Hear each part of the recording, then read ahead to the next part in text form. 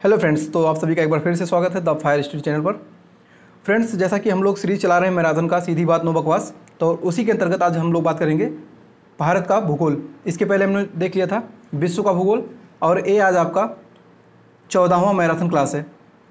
ठीक है, ये वीडियो आपको जो है अभी अपलोड कर दिया जाएगा जस्ट, और ये आपका 14वां मैराथन लेक्चर है। इसके बाद आपका 10 अक्टूबर को करंट अफेयर्स का महा मैराथन मेगा शो लाइव आएगा आपका 10 अक्टूबर, याद रखिएगा दिनांक 10 अक्टूबर। कहीं नहीं जाना आपको। करंट पूरे नवंबर 2021 से लेकर 5 अक्टूबर 2022 तक का आपको जो फुल्ली 11 महीने का जो करंट है, और साथ में स्टैटिक जीके का मसाला भी रहेगा। तो आपको कहीं और भागने की ज़रूरत नहीं है। जिस प्रकार मैंने आपको 14 मैराथन जीएस से करा दिए हैं 70 नंबर के, 60 नंबर के और 10 नंबर करंट, तो मिला के कुल 70 नंबर आपका हो जाएगा। तो 70 नंबर में आपका जीएस प्लस करंट अफेयर्स, और इसके आपके टोटल 15 लेक्चर रहेंगे। ठीक है, अभी कुछ लोग का कमेंट आए थे इंग्लिश के लिए, बात कर रहे थे कि मैराथन। देखिए, इंग्लिश में आपका 3 नंबर कॉम्प्रिहेंशन आ जाता है और 2 क्वेश्चन जो एक्स्ट्रा होते हैं। मैं प्रयास करूंगा कि 11 अक्टूबर को आपको इंग्लिश की भी मैराथन ला दूंगा, लेकिन 10 अक्टूबर को आपको महा मैराथन करंट अफेयर्स का मेगा शो आएगा, तो उसको देखना मत भूलिएगा। और अब हम लोग वीडियो शुरू करते हैं भारत का भूगोल। लेकिन उससे पहले जो लोग नए जुड़ रहे हैं, चैनल को सब्सक्राइब कर लें, घंटी दबा दें, और डिस्क्रिप्शन में जाकर सारे मैराथन की जो क्लासेस है वो ले लें। इसके बाद आप टेक्स्ट बुक पे या फिर ग्रेडअप पे या कहीं भी जाकर टेस्ट लगाएंगे तो आपको कॉन्फिडेंस सिर चढ़ कर बोलेगा, क्योंकि ये जो समय है, अंतिम समय है आपके पास, 1 हफ्ते का जो अंतिम समय है, 1 हफ्ते आपको कुछ नहीं करना, बस मैराथन देखना मेरा और जाकर टेस्ट लगाइए। एक भी क्वेश्चन अगर बाहर जाएगा किसी भी टेस्ट में तो बताइएगा सर ये क्वेश्चन आपने नहीं पढ़ाया था। तो इसके बाद एग्ज़ाम जब हो जाएगा तो आप लोग मिलिएगा कि सर आप ही जो पढ़ाए थे मैराथन में सब एक, और मेरी जो मैराथन है वो 1 घंटे 1.5 घंटे से ज़्यादा मैराथन नहीं होती है। और चैनलों वालों की तरह जिस तरीके से 8 घंटे 12 घंटे 14 घंटे मैराथन, यहाँ पर लिमिटेड सोर्स है और उसी सोर्स से आपका कंटेंट जो है फंसेगा एग्जाम में। तो देर ना करते शुरू करते हैं इंडियन ज्योग्राफी, भारत का भूगोल। और जो आपके सिलेबस में दिया है भारत का भूगोल पूरा, आज हम लोग इसका जो है भौतिक भूगोल, प्राकृतिक भूगोल, राजनीतिक भूगोल, जो भी आपके सिलेबस में है, जलवायु है, ठीक है, मरुस्थल है, पठार है, पर्वत है, दर्रे हैं, नदियाँ हैं, और जो भी जितना कुछ आपका है भारतीय भूगोल में, सब कुछ इस वीडियो में ख़त्म करेंगे। टाइगर रिजर्व वगैरह जो है आपके वायुमंडल रिजर्व, ये सब कुछ। तो एक बार थोड़ा सा भारत का सामान्य परिचय हम लोग देख लेते हैं कि भारत के बारे में थोड़ी जानकारियाँ ले लेते हैं कि भारत में इस समय वर्तमान में 28 राज्य और 8 केंद्र शासित प्रदेश हैं। ठीक है, भारत का जो कुल क्षेत्रफल है वो 32,87,263 वर्ग किलोमीटर है, और क्षेत्रफल की दृष्टि से विश्व में भारत का जो 7वां स्थान है। लेकिन इससे पहले रूस, कनाडा, अमेरिका, चीन, ब्राज़ील और ऑस्ट्रेलिया, ये 6 देश हैं। जनसंख्या के आधार पर भारत का जो स्थान है विश्व में वो दूसरा है, और पहले स्थान पर चीन है। विश्व की कुल जनसंख्या का भारत में जो अकेले 17.5% जनसंख्या है, और विश्व का कुल क्षेत्रफल का 2.4% अकेले भारत में है। बात कर लेते हैं कि क्षेत्रफल की दृष्टि से जो भारत के सबसे बड़े राज्य हैं भारत में, ये उत्तर प्रदेश की एग्जाम है, इसलिए यूपी का हम लोग ज़्यादा इसमें देखेंगे। तो सबसे बड़ा राजस्थान, फिर मध्य प्रदेश, फिर महाराष्ट्र, फिर उत्तर प्रदेश चौथे स्थान पे है।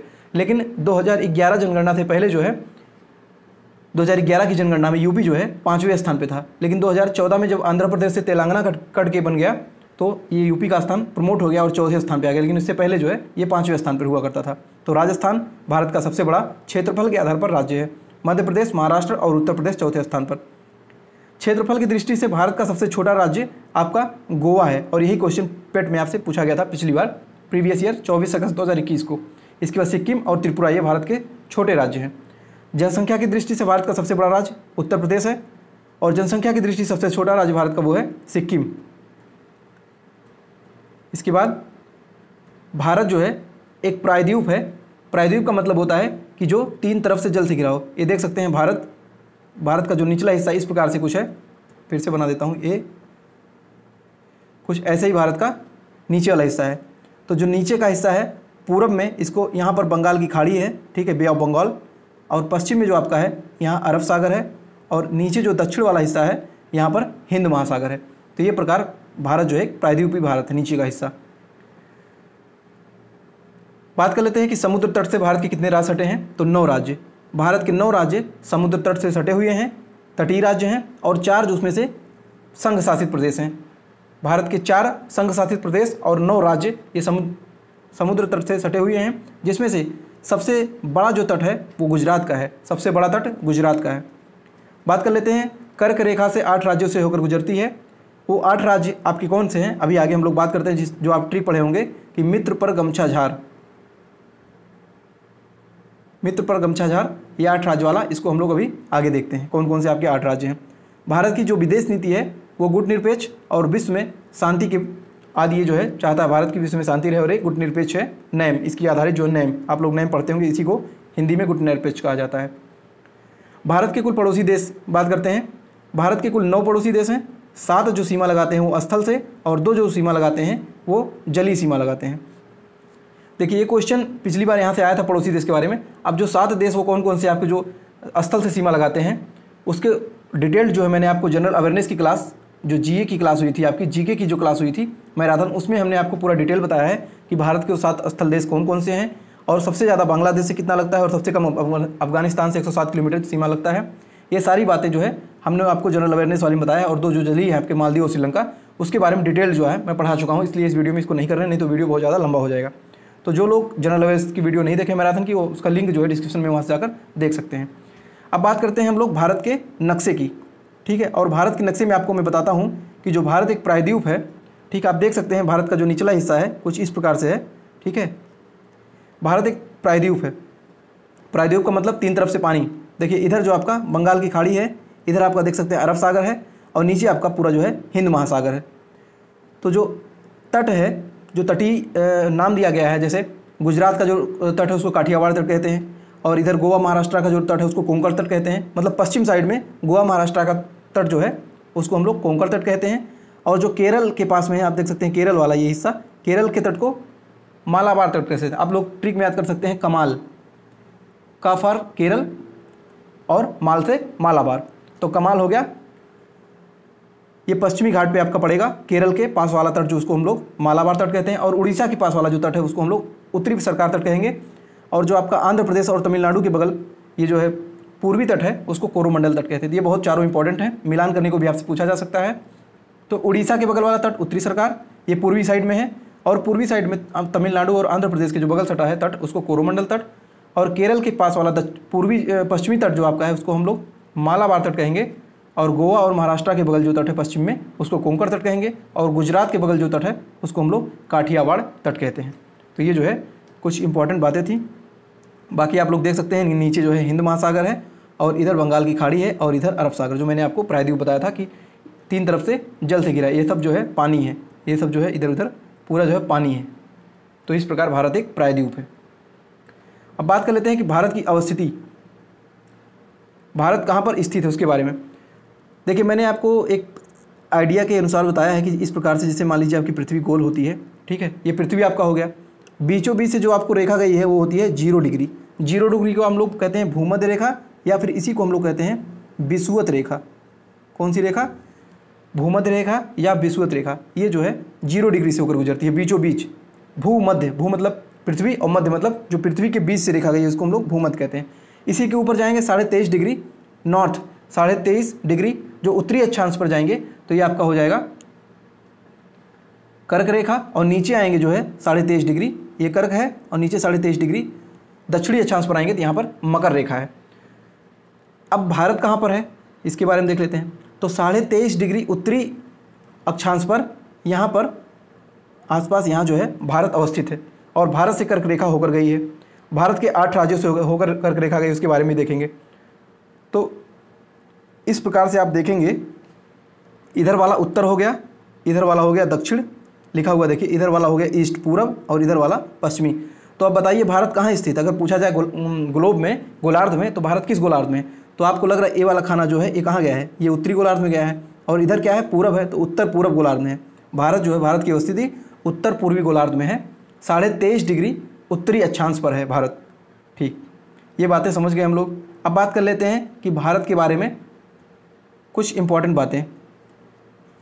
देखिए भारत का सबसे उत्तरतम बिंदु जो भारत है सबसे ऊपर, तो इंदिरा कॉल है, ये जो है भारत सबसे ऊपर है इंदिरा कॉल, जम्मू कश्मीर लद्दाख वाला एरिया, ऊपर लद्दाख का एरिया इंदिरा कॉल हो जाएगा। भारत का सबसे दक्षिणी बिंदु कन्याकुमारी है, सबसे दक्षिणी बिंदु कन्याकुमारी है, लेकिन दूरस्थ अभी बात उसकी अलग होगी। इसके बाद भारत का सबसे पूर्वी बिंदु है वो किबिथु है, अरुणाचल प्रदेश में पड़ता है, और दक्षिणी बिंदु कन्याकुमारी जो है तमिलनाडु में पड़ता है। भारत का सबसे पश्चिमी बिंदु आपका ये गुजरात में पड़ता है और जगह का नाम है गुहार मोती, कहीं कहीं गुहार माथा भी लिखा होता है। पहले सरक्रीक था लेकिन अब जो है गुहार मोती है। भारत का दूरस्थ दक्षिणी बिंदु, जो दूरस्थ है मतलब जैसे कि भारत की अवस्थिति मैं आपको एक बार मैप में दिखाना चाहूँगा। ये दूरस्थ की बात कही जा रही है कि जो अंडमान निकोबार है, इधर देख सकते हैं पूरा ये इसके सब द्वीप है, लिटिल अंडमान, साउथ अंडमान, यहाँ जो है तो दूरस्थ की बात की जा रही है। यहाँ पर जो जल में है दूरस्थ है इंदिरा पॉइंट, जो कि ग्रेट निकोबार में स्थित है इंदिरा पॉइंट। ये हो गया भारत की अवस्थिति। अब अवस्थिति को हम एक बार दूरी में देख लेते हैं कि जो भारत है वो उत्तर से लेकर दक्षिण तक कितना दूर है। तो वो उत्तर से लेकर दक्षिण तक 3214 किलोमीटर दूर है। इसकी कुल जो है ऊपर से लेकर नीचे तक 3214 किलोमीटर, और पश्चिम से लेकर पूरब तक अगर बात करेंगे, पश्चिम से पूरब तो 2933 किलोमीटर ये भारत का जो है। देखिए हर जगह मैप लेना संभव नहीं है, ये मैराथन क्लास है और बहुत ज़्यादा डीप में भी जाना ठीक नहीं है। तो आप लोग मोटा मोटी बातों को समझिए, समझने की कोशिश करिए, और नहीं समझ में आता तो कोई बात नहीं, वीडियो को डिसलाइक करके जा सकते हैं। चलिए, आपको वीडियो देखना है पूरा, अगर आपको नंबर लाने हैं 5 नंबर आपके यहीं से आएंगे। अब बात कर लेते हैं कि भारत का जो अक्षांशीय विस्तार है। देखिए जब मैं आपको बता दे रहा हूँ, जैसे मान लीजिए पृथ्वी है, कुछ रेखाएं इस प्रकार से जाती हैं, इसको हम लोग अक्षांश बोलते हैं, और जो इस प्रकार से आपकी रेखाएं आती हैं इसको हम लोग देशांतर रेखा बोलते हैं। जो खड़ी है उसको हम लोग अक्षांश, और जो लेटी रेखा है उसको हम लोग,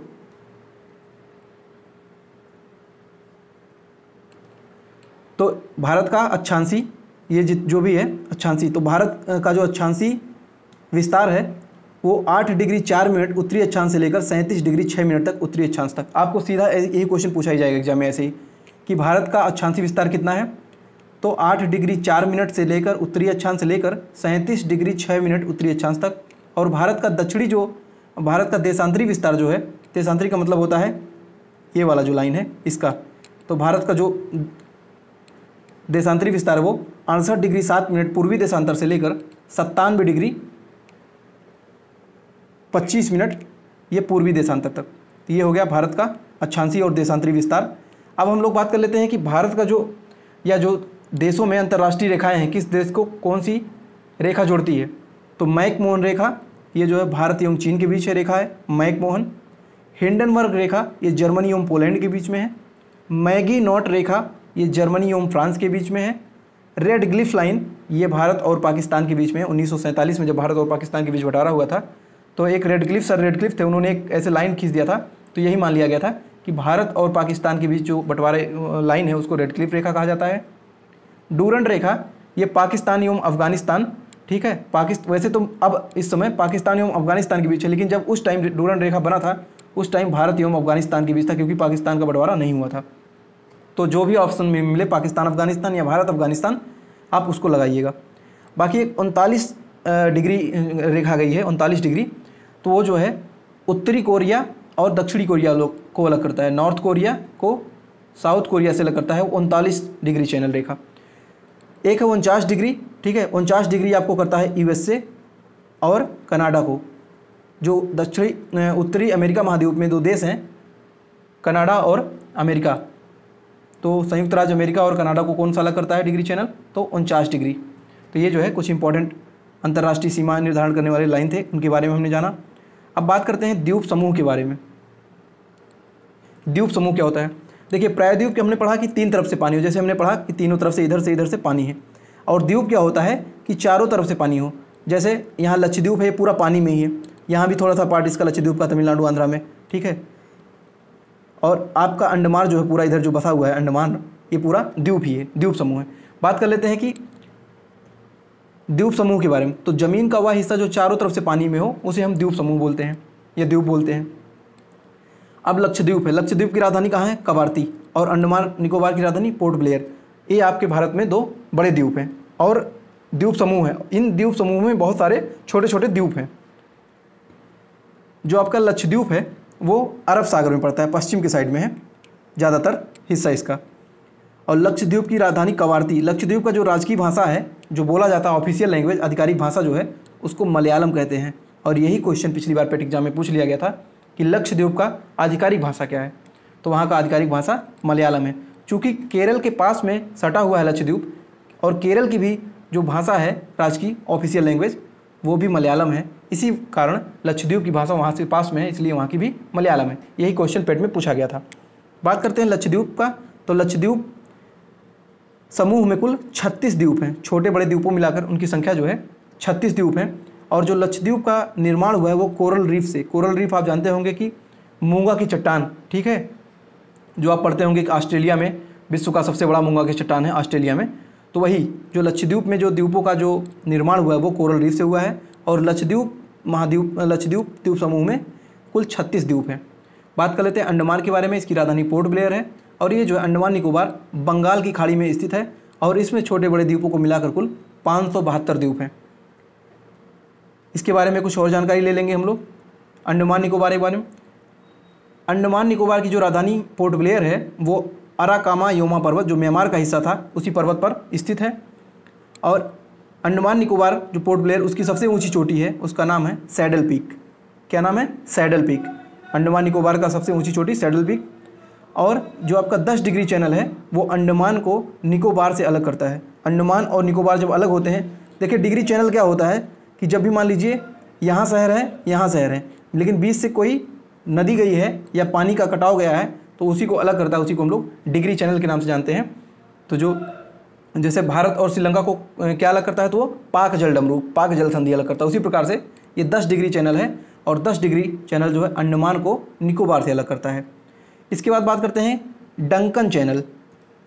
एक चैनल का नाम है डंकन चैनल, जो कि साउथ अंडमान को लिटिल अंडमान से अलग करता है, ठीक है। दक्षिणी अंडमान को छोटे अंडमान से, लिटिल अंडमान से अलग करता है, उसका नाम है डंकन पासेज या डंकन चैनल। ये हो गया द्वीप समूह के बारे में। अब उसी से संबंधित हमारा अगला 8 डिग्री चैनल और 9 डिग्री चैनल बार बार परीक्षा में पूछा जाता है, तो इसका मैंने ट्रिक बना लिया है 8 और 9 का। 8 डिग्री चैनल में मेरा मामी है, ठीक है, मेरे मामा की शादी हो गई है, 8 डिग्री चैनल में मामी आ गई हैं। और 9 डिग्री चैनल में तो मामी आ गई मतलब मामी हमको मिल गई हैं, मिली हैं, मतलब मेरी कोई मामी बन गई है। तो 8 डिग्री में मामी, 9 डिग्री में मिल गई है, मिली हो गया। तो मामी का अर्थ होता है मा फॉर मालदीव और मी फॉर मिनिकाय। तो मालदीव को मिनिकाय से अलग करने वाला 8 डिग्री चैनल है, जिसको आप लोग मामी भी बोल सकते हैं। और 9 डिग्री चैनल जो है वो मिनिकाय से लक्षद्वीप, मी से मिनिकाय और ली से लक्षद्वीप, ऐसे याद कर सकते हैं, या मामी मिल कर सकते हैं, तो जो भी आपको सूटेबल लगे। तो 8 डिग्री चैनल मालदीव से मिनिकाय, 9 डिग्री चैनल मिनिकाय से लक्षद्वीप। अगला बात करते हैं एक यूनियन टेरेटरी है, संघ शासित क्षेत्र पुदुचेरी के बारे में। अब देखिए पुदुचेरी जो आपका है वो 3 राज्यों में स्थित है और लगभग 4 जिलों में फैला हुआ है। पहला तो आपका आंध्र प्रदेश है। आंध्र प्रदेश में जो ज़िले का नाम है एनम, आंध्र प्रदेश है। जैसे ये आपका इधर हो गया तमिलनाडु का हिस्सा, ऊपर जो आंध्र प्रदेश है, यहाँ आंध्र प्रदेश में एक ज़िला है एनम, वो भी जो है लक्षद्वीप का हिस्सा है। दूसरा है तमिलनाडु, नीचे जो आपका यहाँ तमिलनाडु है, तमिलनाडु में 2 जिले इसके पड़ते हैं, एक तो पुद्दुचेरी और एक कराईकल। और जो पुद्दुचेरी जिला है वो पुद्दुचेरी जिला लक्षद्वीप का सबसे बड़ा जिला है। अगला है केरल में, बात करते हैं, इधर आते हैं हम लोग केरल में। तो केरल में माहे पड़ता है और ये लक्षद्वीप का सबसे छोटा जिला है माहे। चलिए बात कर लेते हैं कर्क रेखा। जो अभी हमने देखा था कि ये पृथ्वी है, ये 0 डिग्री है भूमध्य रेखा, इसके 23.5 डिग्री उत्तरी अक्षांश और 23.5 डिग्री दक्षिणी अक्षांश। तो ये जो हमारा एक कर्क रेखा है और नीचे जो है ये भूमध्य रेखा विषुवत रेखा है और इधर आपका मकर रेखा है। तो हमको पढ़ना है भारत में, चूँकि भारत से होकर कर्क रेखा गई है तो उसी के बारे में जानेंगे। तो कर्क रेखा जो गई है वो सबसे पहले गुजरात में, पश्चिम में जाएंगे गुजरात, हम पश्चिम से पूरब बढ़ेंगे, वेस्ट टू ईस्ट चल रहे हैं। तो भारत का आपके पास अगर मैप हो तो खोल के आप लोग बैठ सकते हैं, भारत का मैप खोलिएगा। तो कर्क रेखा, इसका जो ट्रिक है मित्र पर गमछा झार, अभी इसको भी एक्सप्लेन करेंगे, लेकिन उससे पहले गुजरात से सबसे पहले जाती है और रेखा पश्चिम से पूरब की तरफ हम लोग बढ़ रहे हैं, वेस्ट टू ईस्ट। गुजरात है, राजस्थान है, मध्य प्रदेश, छत्तीसगढ़, झारखंड, पश्चिम बंगाल, त्रिपुरा, मिजोरम, ये कुल मिलाकर आपके 8 राज्य हैं। अब इसका मतलब समझ लेते हैं मित्र पर गमछा झार। मी का मतलब होता है मिजोरम, त्रा का मतलब त्रिपुरा, पर का मतलब पश्चिम बंगाल, गा का मतलब गमछा, गा मतलब गुजरात, मा मतलब मध्य प्रदेश, छा मतलब छत्तीसगढ़ और झार मतलब झा फिर झारखंड और राफार राजस्थान। तो इस प्रकार से मित्र पर गमछा झार ये आपका ट्रिक भी, अगर आप लोग, मैं बहुत ज़्यादा ट्रिक पर नहीं चलता, लेकिन कुछ लोग कहते हैं सर थोड़ा थोड़ा ट्रिक भी बीच में बताया करिए। तो अब हम लोग बात करते हैं कि भारतीय मानक समय रेखा। ठीक है, अभी जब हम लोग पढ़ेंगे टाइम जोन पढ़ेंगे, और टाइम जोन में आपका जो आएगा कि ग्रीनविच जो रेखा है वो लंदन से गुजरती है, और भारत से जो है कितना, भारत की जो यामोत्तर रेखा है उससे कितना पीछे चलती है, वो सब उसके बारे में देखते हैं। देखिए IST का मतलब होता है इंडियन स्टैंडर्ड टाइम, भारतीय मानक समय रेखा इसको हिंदी में कहते हैं, और इसी को हम लोग यामोत्तर रेखा के नाम से जानते हैं। ये कहाँ से होकर गुजरती है? 82.5 डिग्री पूर्वी देशांतर रेखा से ये ली जाती है। 82.5 डिग्री आपको याद रखना है, ये वाला इंपॉर्टेंट है। 82.5 डिग्री पूर्वी देशांतर से भारतीय समय रेखा, मानक समय रेखा ली जाती है, और यह उत्तर प्रदेश के नैनी प्रयागराज जिले से गुजरती है। भारत के 5 राज्यों से यामोत्तर रेखा होकर गुजरती है, और लंदन के ग्रीनविच रेखा से भारत का जो यामोत्तर या मानक समय रेखा है वो 5.5 घंटे आगे चलती है। ठीक है, क्योंकि हमको पता है कि 1 डिग्री में जो है 4 मिनट होता है, तो उस प्रकार से जो है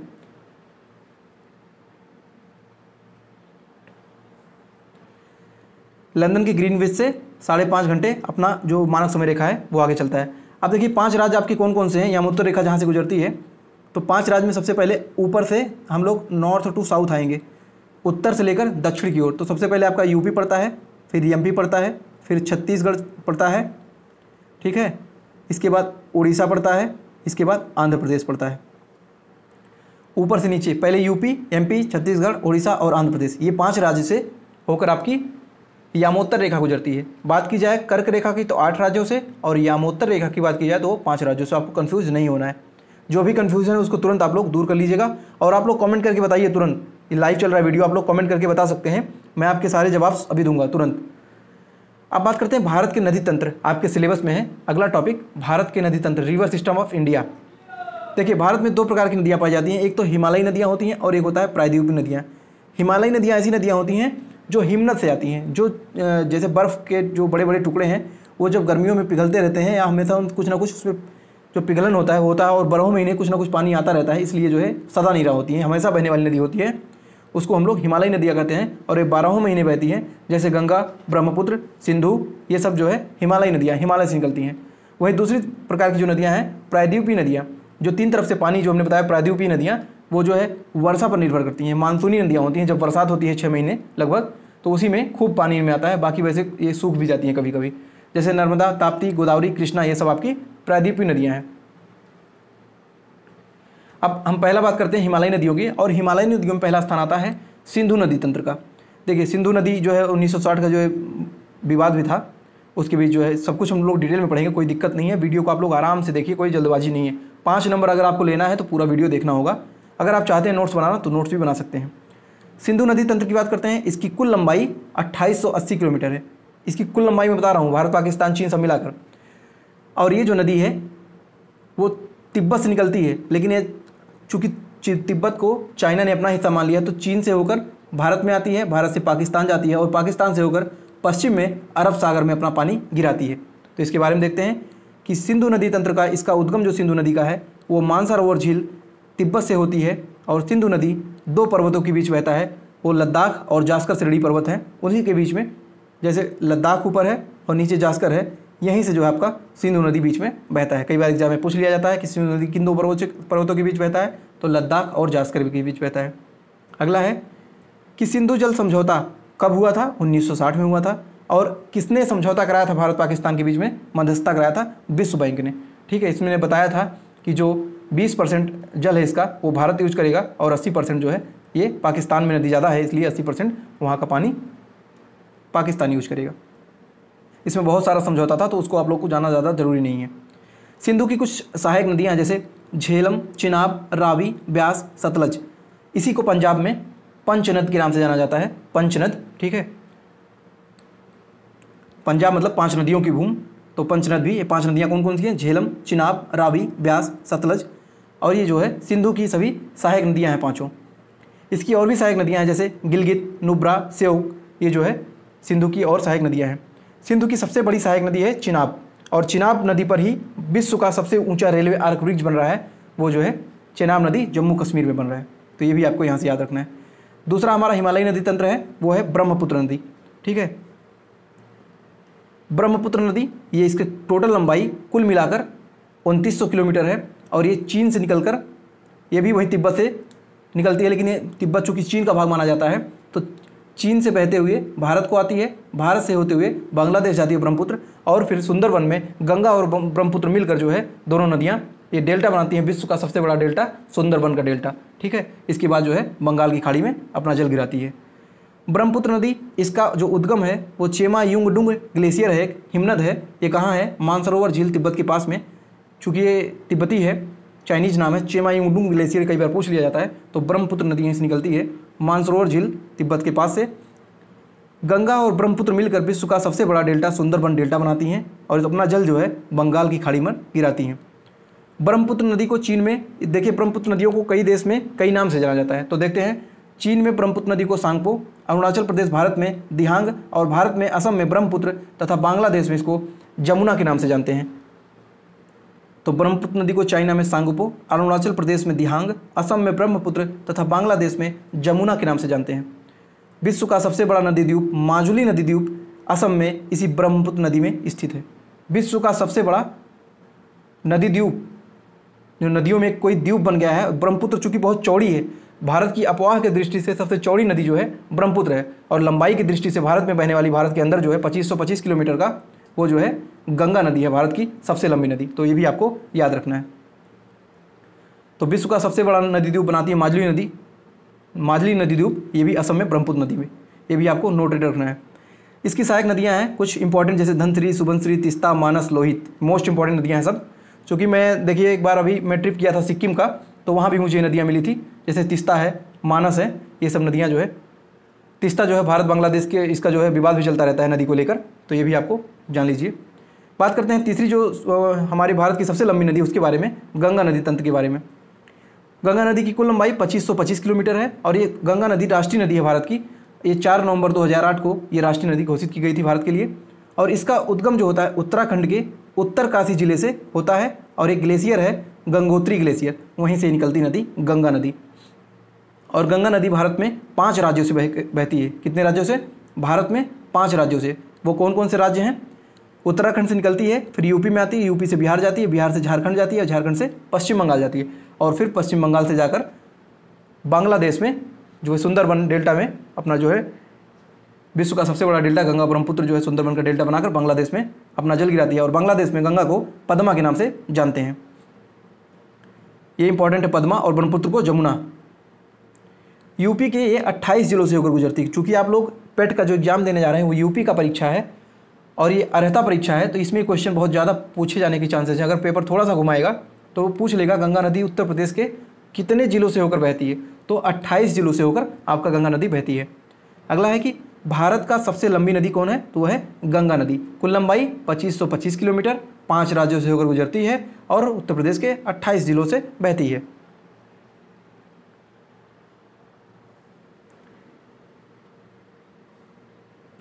अगला है यमुना नदी। गंगा की बहुत सारी सहायक नदियां हैं। यमुना नदी जो कि गंगा की सबसे लंबी सहायक नदी है, इसके बाद सोन नदी है, रिहंद है, सब कुछ जो भी आपकी नदियां हैं ये सब गंगा की सहायक नदी हैं। रिहंद सोन की सहायक नदी है, लेकिन सोन जो है गंगा की सहायक नदी है, तो आपको कन्फ्यूज नहीं होना। यमुना को हम लोग कालिंदी के नाम से भी जानते हैं, कालिंदी नदी, चूँकि यमुना, अर्कजा, सुता ये सब जो है पर्यायवाची इसका होता है, तो कालिंदी भी सूर्य का पर्यायवाची होता है, सूर्यजा। तो यमुना नदी का और नाम कालिंदी नदी है। इसकी कुल लंबाई 1376 किलोमीटर है और गंगा नदी की सबसे लंबी सहायक नदी वो है यमुना नदी। और यमुना नदी की कुछ प्रमुख सहायक नदियाँ हैं, जैसे चंबल, सिंध, बेतवा, केन, ये सब जो है आपका है। जो माता टीला डैम है आपका बना है रानी लक्ष्मीबाई, ये सब केन बेतवा पे आपका है। केन बेतवा लिंक परियोजना भी चल रहा है इधर उत्तर भारत के लिए। अब बात कर लेते हैं जो पश्चिम की साइड बहने वाली नदियाँ हैं, जैसे नर्मदा, तापी, इनके बारे में। नर्मदा नदी, इसकी कुल लंबाई 1312 किलोमीटर है।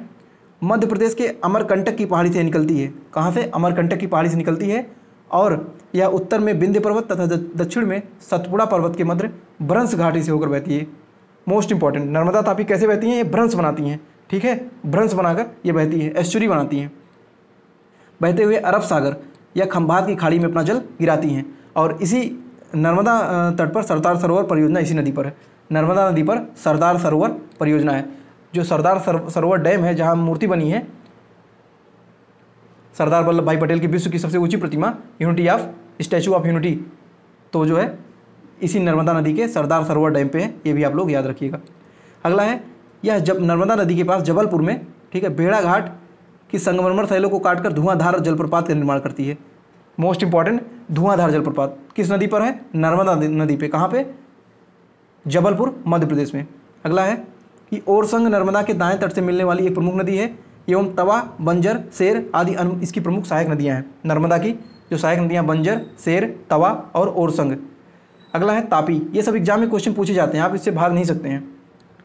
तापी, इसकी उत्पत्ति मध्य प्रदेश के बैतूल जिले से सतपुड़ा की पहाड़ियों से होती है। ठीक है, मुल्ताई नामक एक स्थान है सतपुड़ा पहाड़ी पे, वहीं से इसका उद्गम होता है और यह भी भ्रंश घाटी बनाती है। जैसे नर्मदा और ताप्ती कैसे बनाती हैं, कैसे बहती हैं? भ्रंश घाटी से बहती हैं और अपना अरब सागर के खंभात की खाड़ी में अपना जल गिराती हैं। ये भी जो है पश्चिम की दिशा में बहती है। ठीक है, इधर आपका पूरब है, इधर आपका पश्चिम है। तो जो ये ऊपर से नदियाँ आती हैं ऐसे मध्य प्रदेश से नीचे सब ढलान से होते पश्चिम में आकर बहती हैं। बाकी और नदियाँ आपका जो है वो उत्तर से दक्षिण की ओर, पश्चिम से पूरब की ओर बहती हैं, अपना जल बंगाल की खाड़ी में गिराती हैं। इसका द्रोणी मध्य प्रदेश, गुजरात और महाराष्ट्र राज्य में है। गिरने के बाद बाएं तट पर अरुणावती, इसके दाएं तट से मिलने वाली इसकी प्रमुख नदियां हैं। तो ताप्ती की जो सहायक नदियां वो अरुणावती है। इसके बारे में जो बहुत ज़्यादा नहीं पूछा जाएगा, लेकिन जो इंपॉर्टेंट है मैं आपको उसको बता दूंगा। गोदावरी, ये जो है गोदावरी नदी है और ये प्रायद्वीपीय भारत की सबसे बड़ी नदी है। प्रायद्वीपीय मतलब दक्षिण भारत की सबसे बड़ी नदी कौन सी है? गोदावरी। ठीक है, जिसका अपवाह तंत्र सबसे बड़ा है। यह महाराष्ट्र के नासिक जिले के त्र्यंबकेश्वर नामक पहाड़ी से निकलती है। त्र्यंबकेश्वर एक पहाड़ी है, वहीं से निकलती है गोदावरी नदी। पूर्णा, वर्धा, मंजरा, पेनगंगा, वेनगंगा, प्राणहिता, इंद्रावती, सबरी आदि गोदावरी की प्रमुख सहायक नदियाँ। मोस्ट इंपॉर्टेंट क्वेश्चन है ये।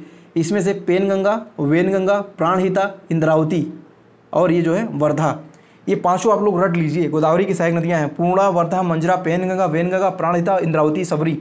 ये सब जो है गोदावरी की प्रमुख सहायक नदियाँ। एग्जाम में बार बार जो इसमें से इंद्रावती, प्राणहिता, पेनगंगा और वेनगंगा इनके बारे में पूछा जाता है। अगला है आकार एवं विस्तार में बड़ी होने के कारण इसे दक्षिण भारत की गंगा कहते हैं। दक्षिण भारत की गंगा गोदावरी, लेकिन दक्षिण की गंगा उसे कावेरी को कहते हैं। उसके बारे में हम लोग देखेंगे। इसका द्रोणी महाराष्ट्र, नदी द्रोणी 50% भाग एमपी में भी है गोदावरी का, और छत्तीसगढ़, ओडिशा, तेलंगाना, आंध्र प्रदेश, कर्नाटक में गोदावरी नदी का बहाव है। अगला है कृष्णा नदी।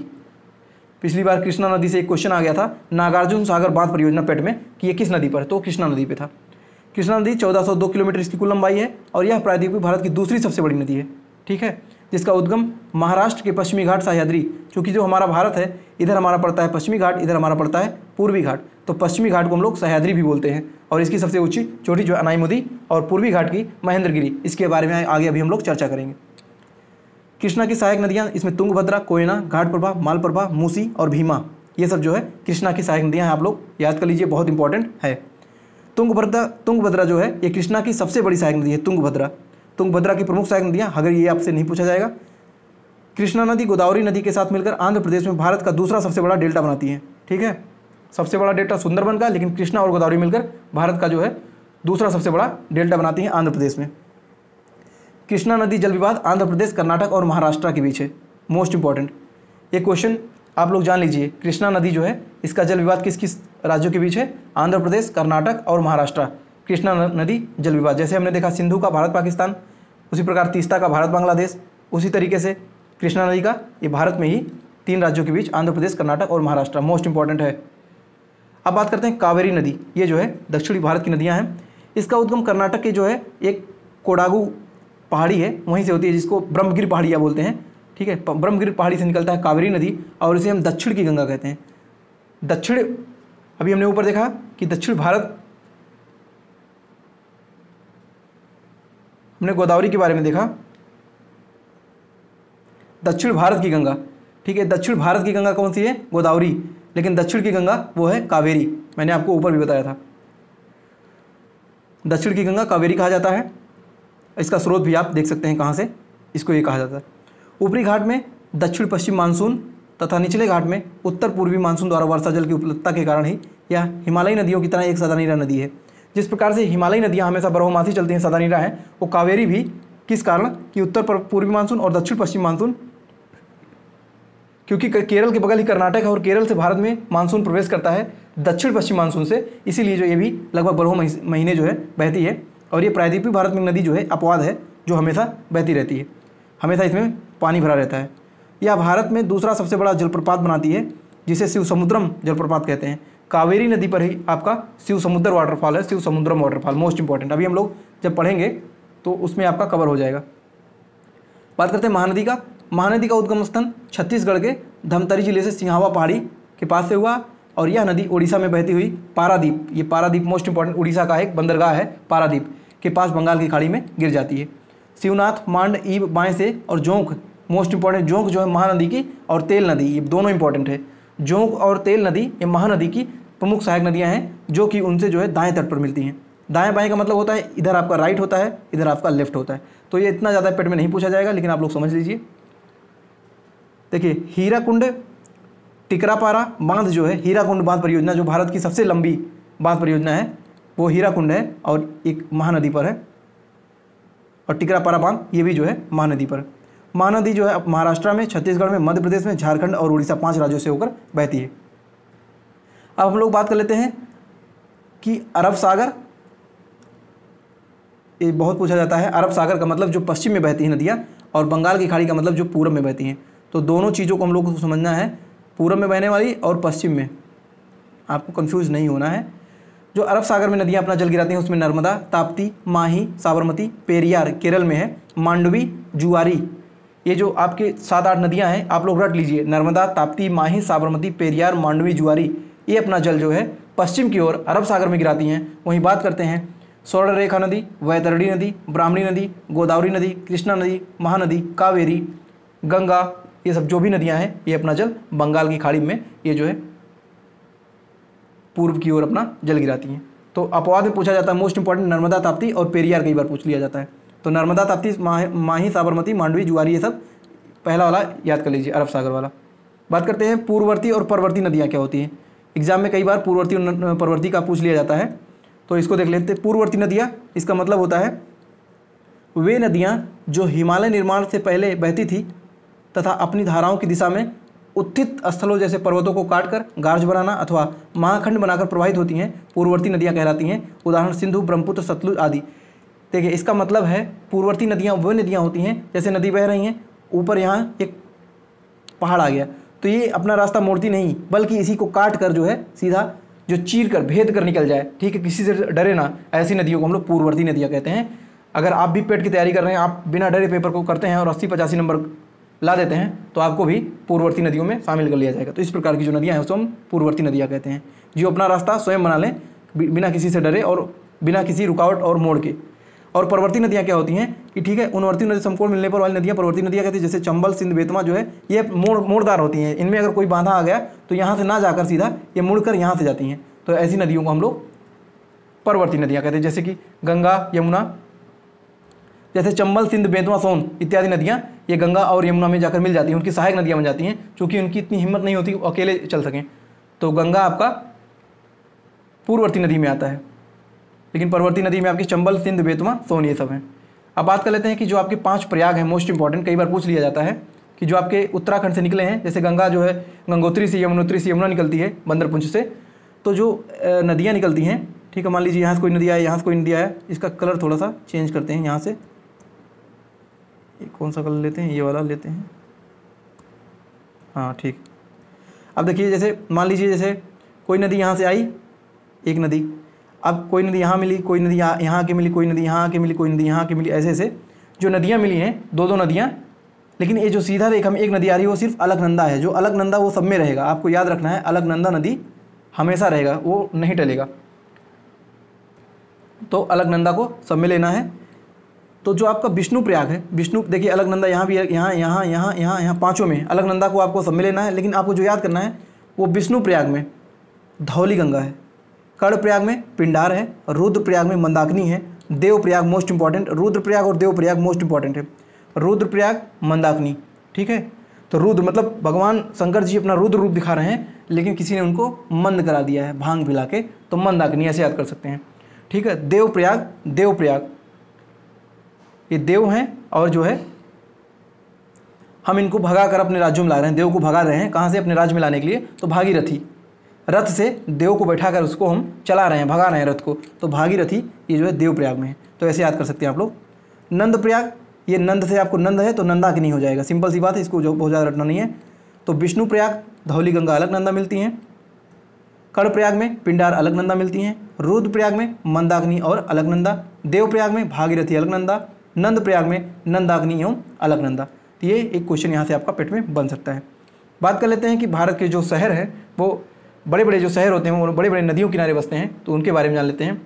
गोरखपुर टेराकोटा जिसका जीआई टैग मिला है, गोरखपुर राप्ती नदी के किनारे है। जबलपुर जहाँ पर भेड़ाघाट धुआंधार जलप्रपात है वो नर्मदा नदी किनारे है। सूरत आपका हीरो, जहाँ पर हीरो का शहर कहा जाता है सूरत, और यहाँ हीरो का व्यापारी होता है, इसलिए जो है ताप्ती नदी पर है। अहमदाबाद आपका साबरमती नदी किनारे है गुजरात में। हैदराबाद जो है मूसी नदी किनारे है। नासिक आपका गोदावरी नदी किनारे है। कोटा चंबल नदी किनारे है, क्योंकि चंबल नदी पर डाकू वगैरह बहुत ज़्यादा रहते हैं, तो चंबल के डाकू प्रसिद्ध हैं, तो ऐसे याद कर लीजिए। डाकू कूट देंगे, हम क्या करेंगे उनको, बदमाशी करेंगे, कूट देंगे, तो कोटा चंबल।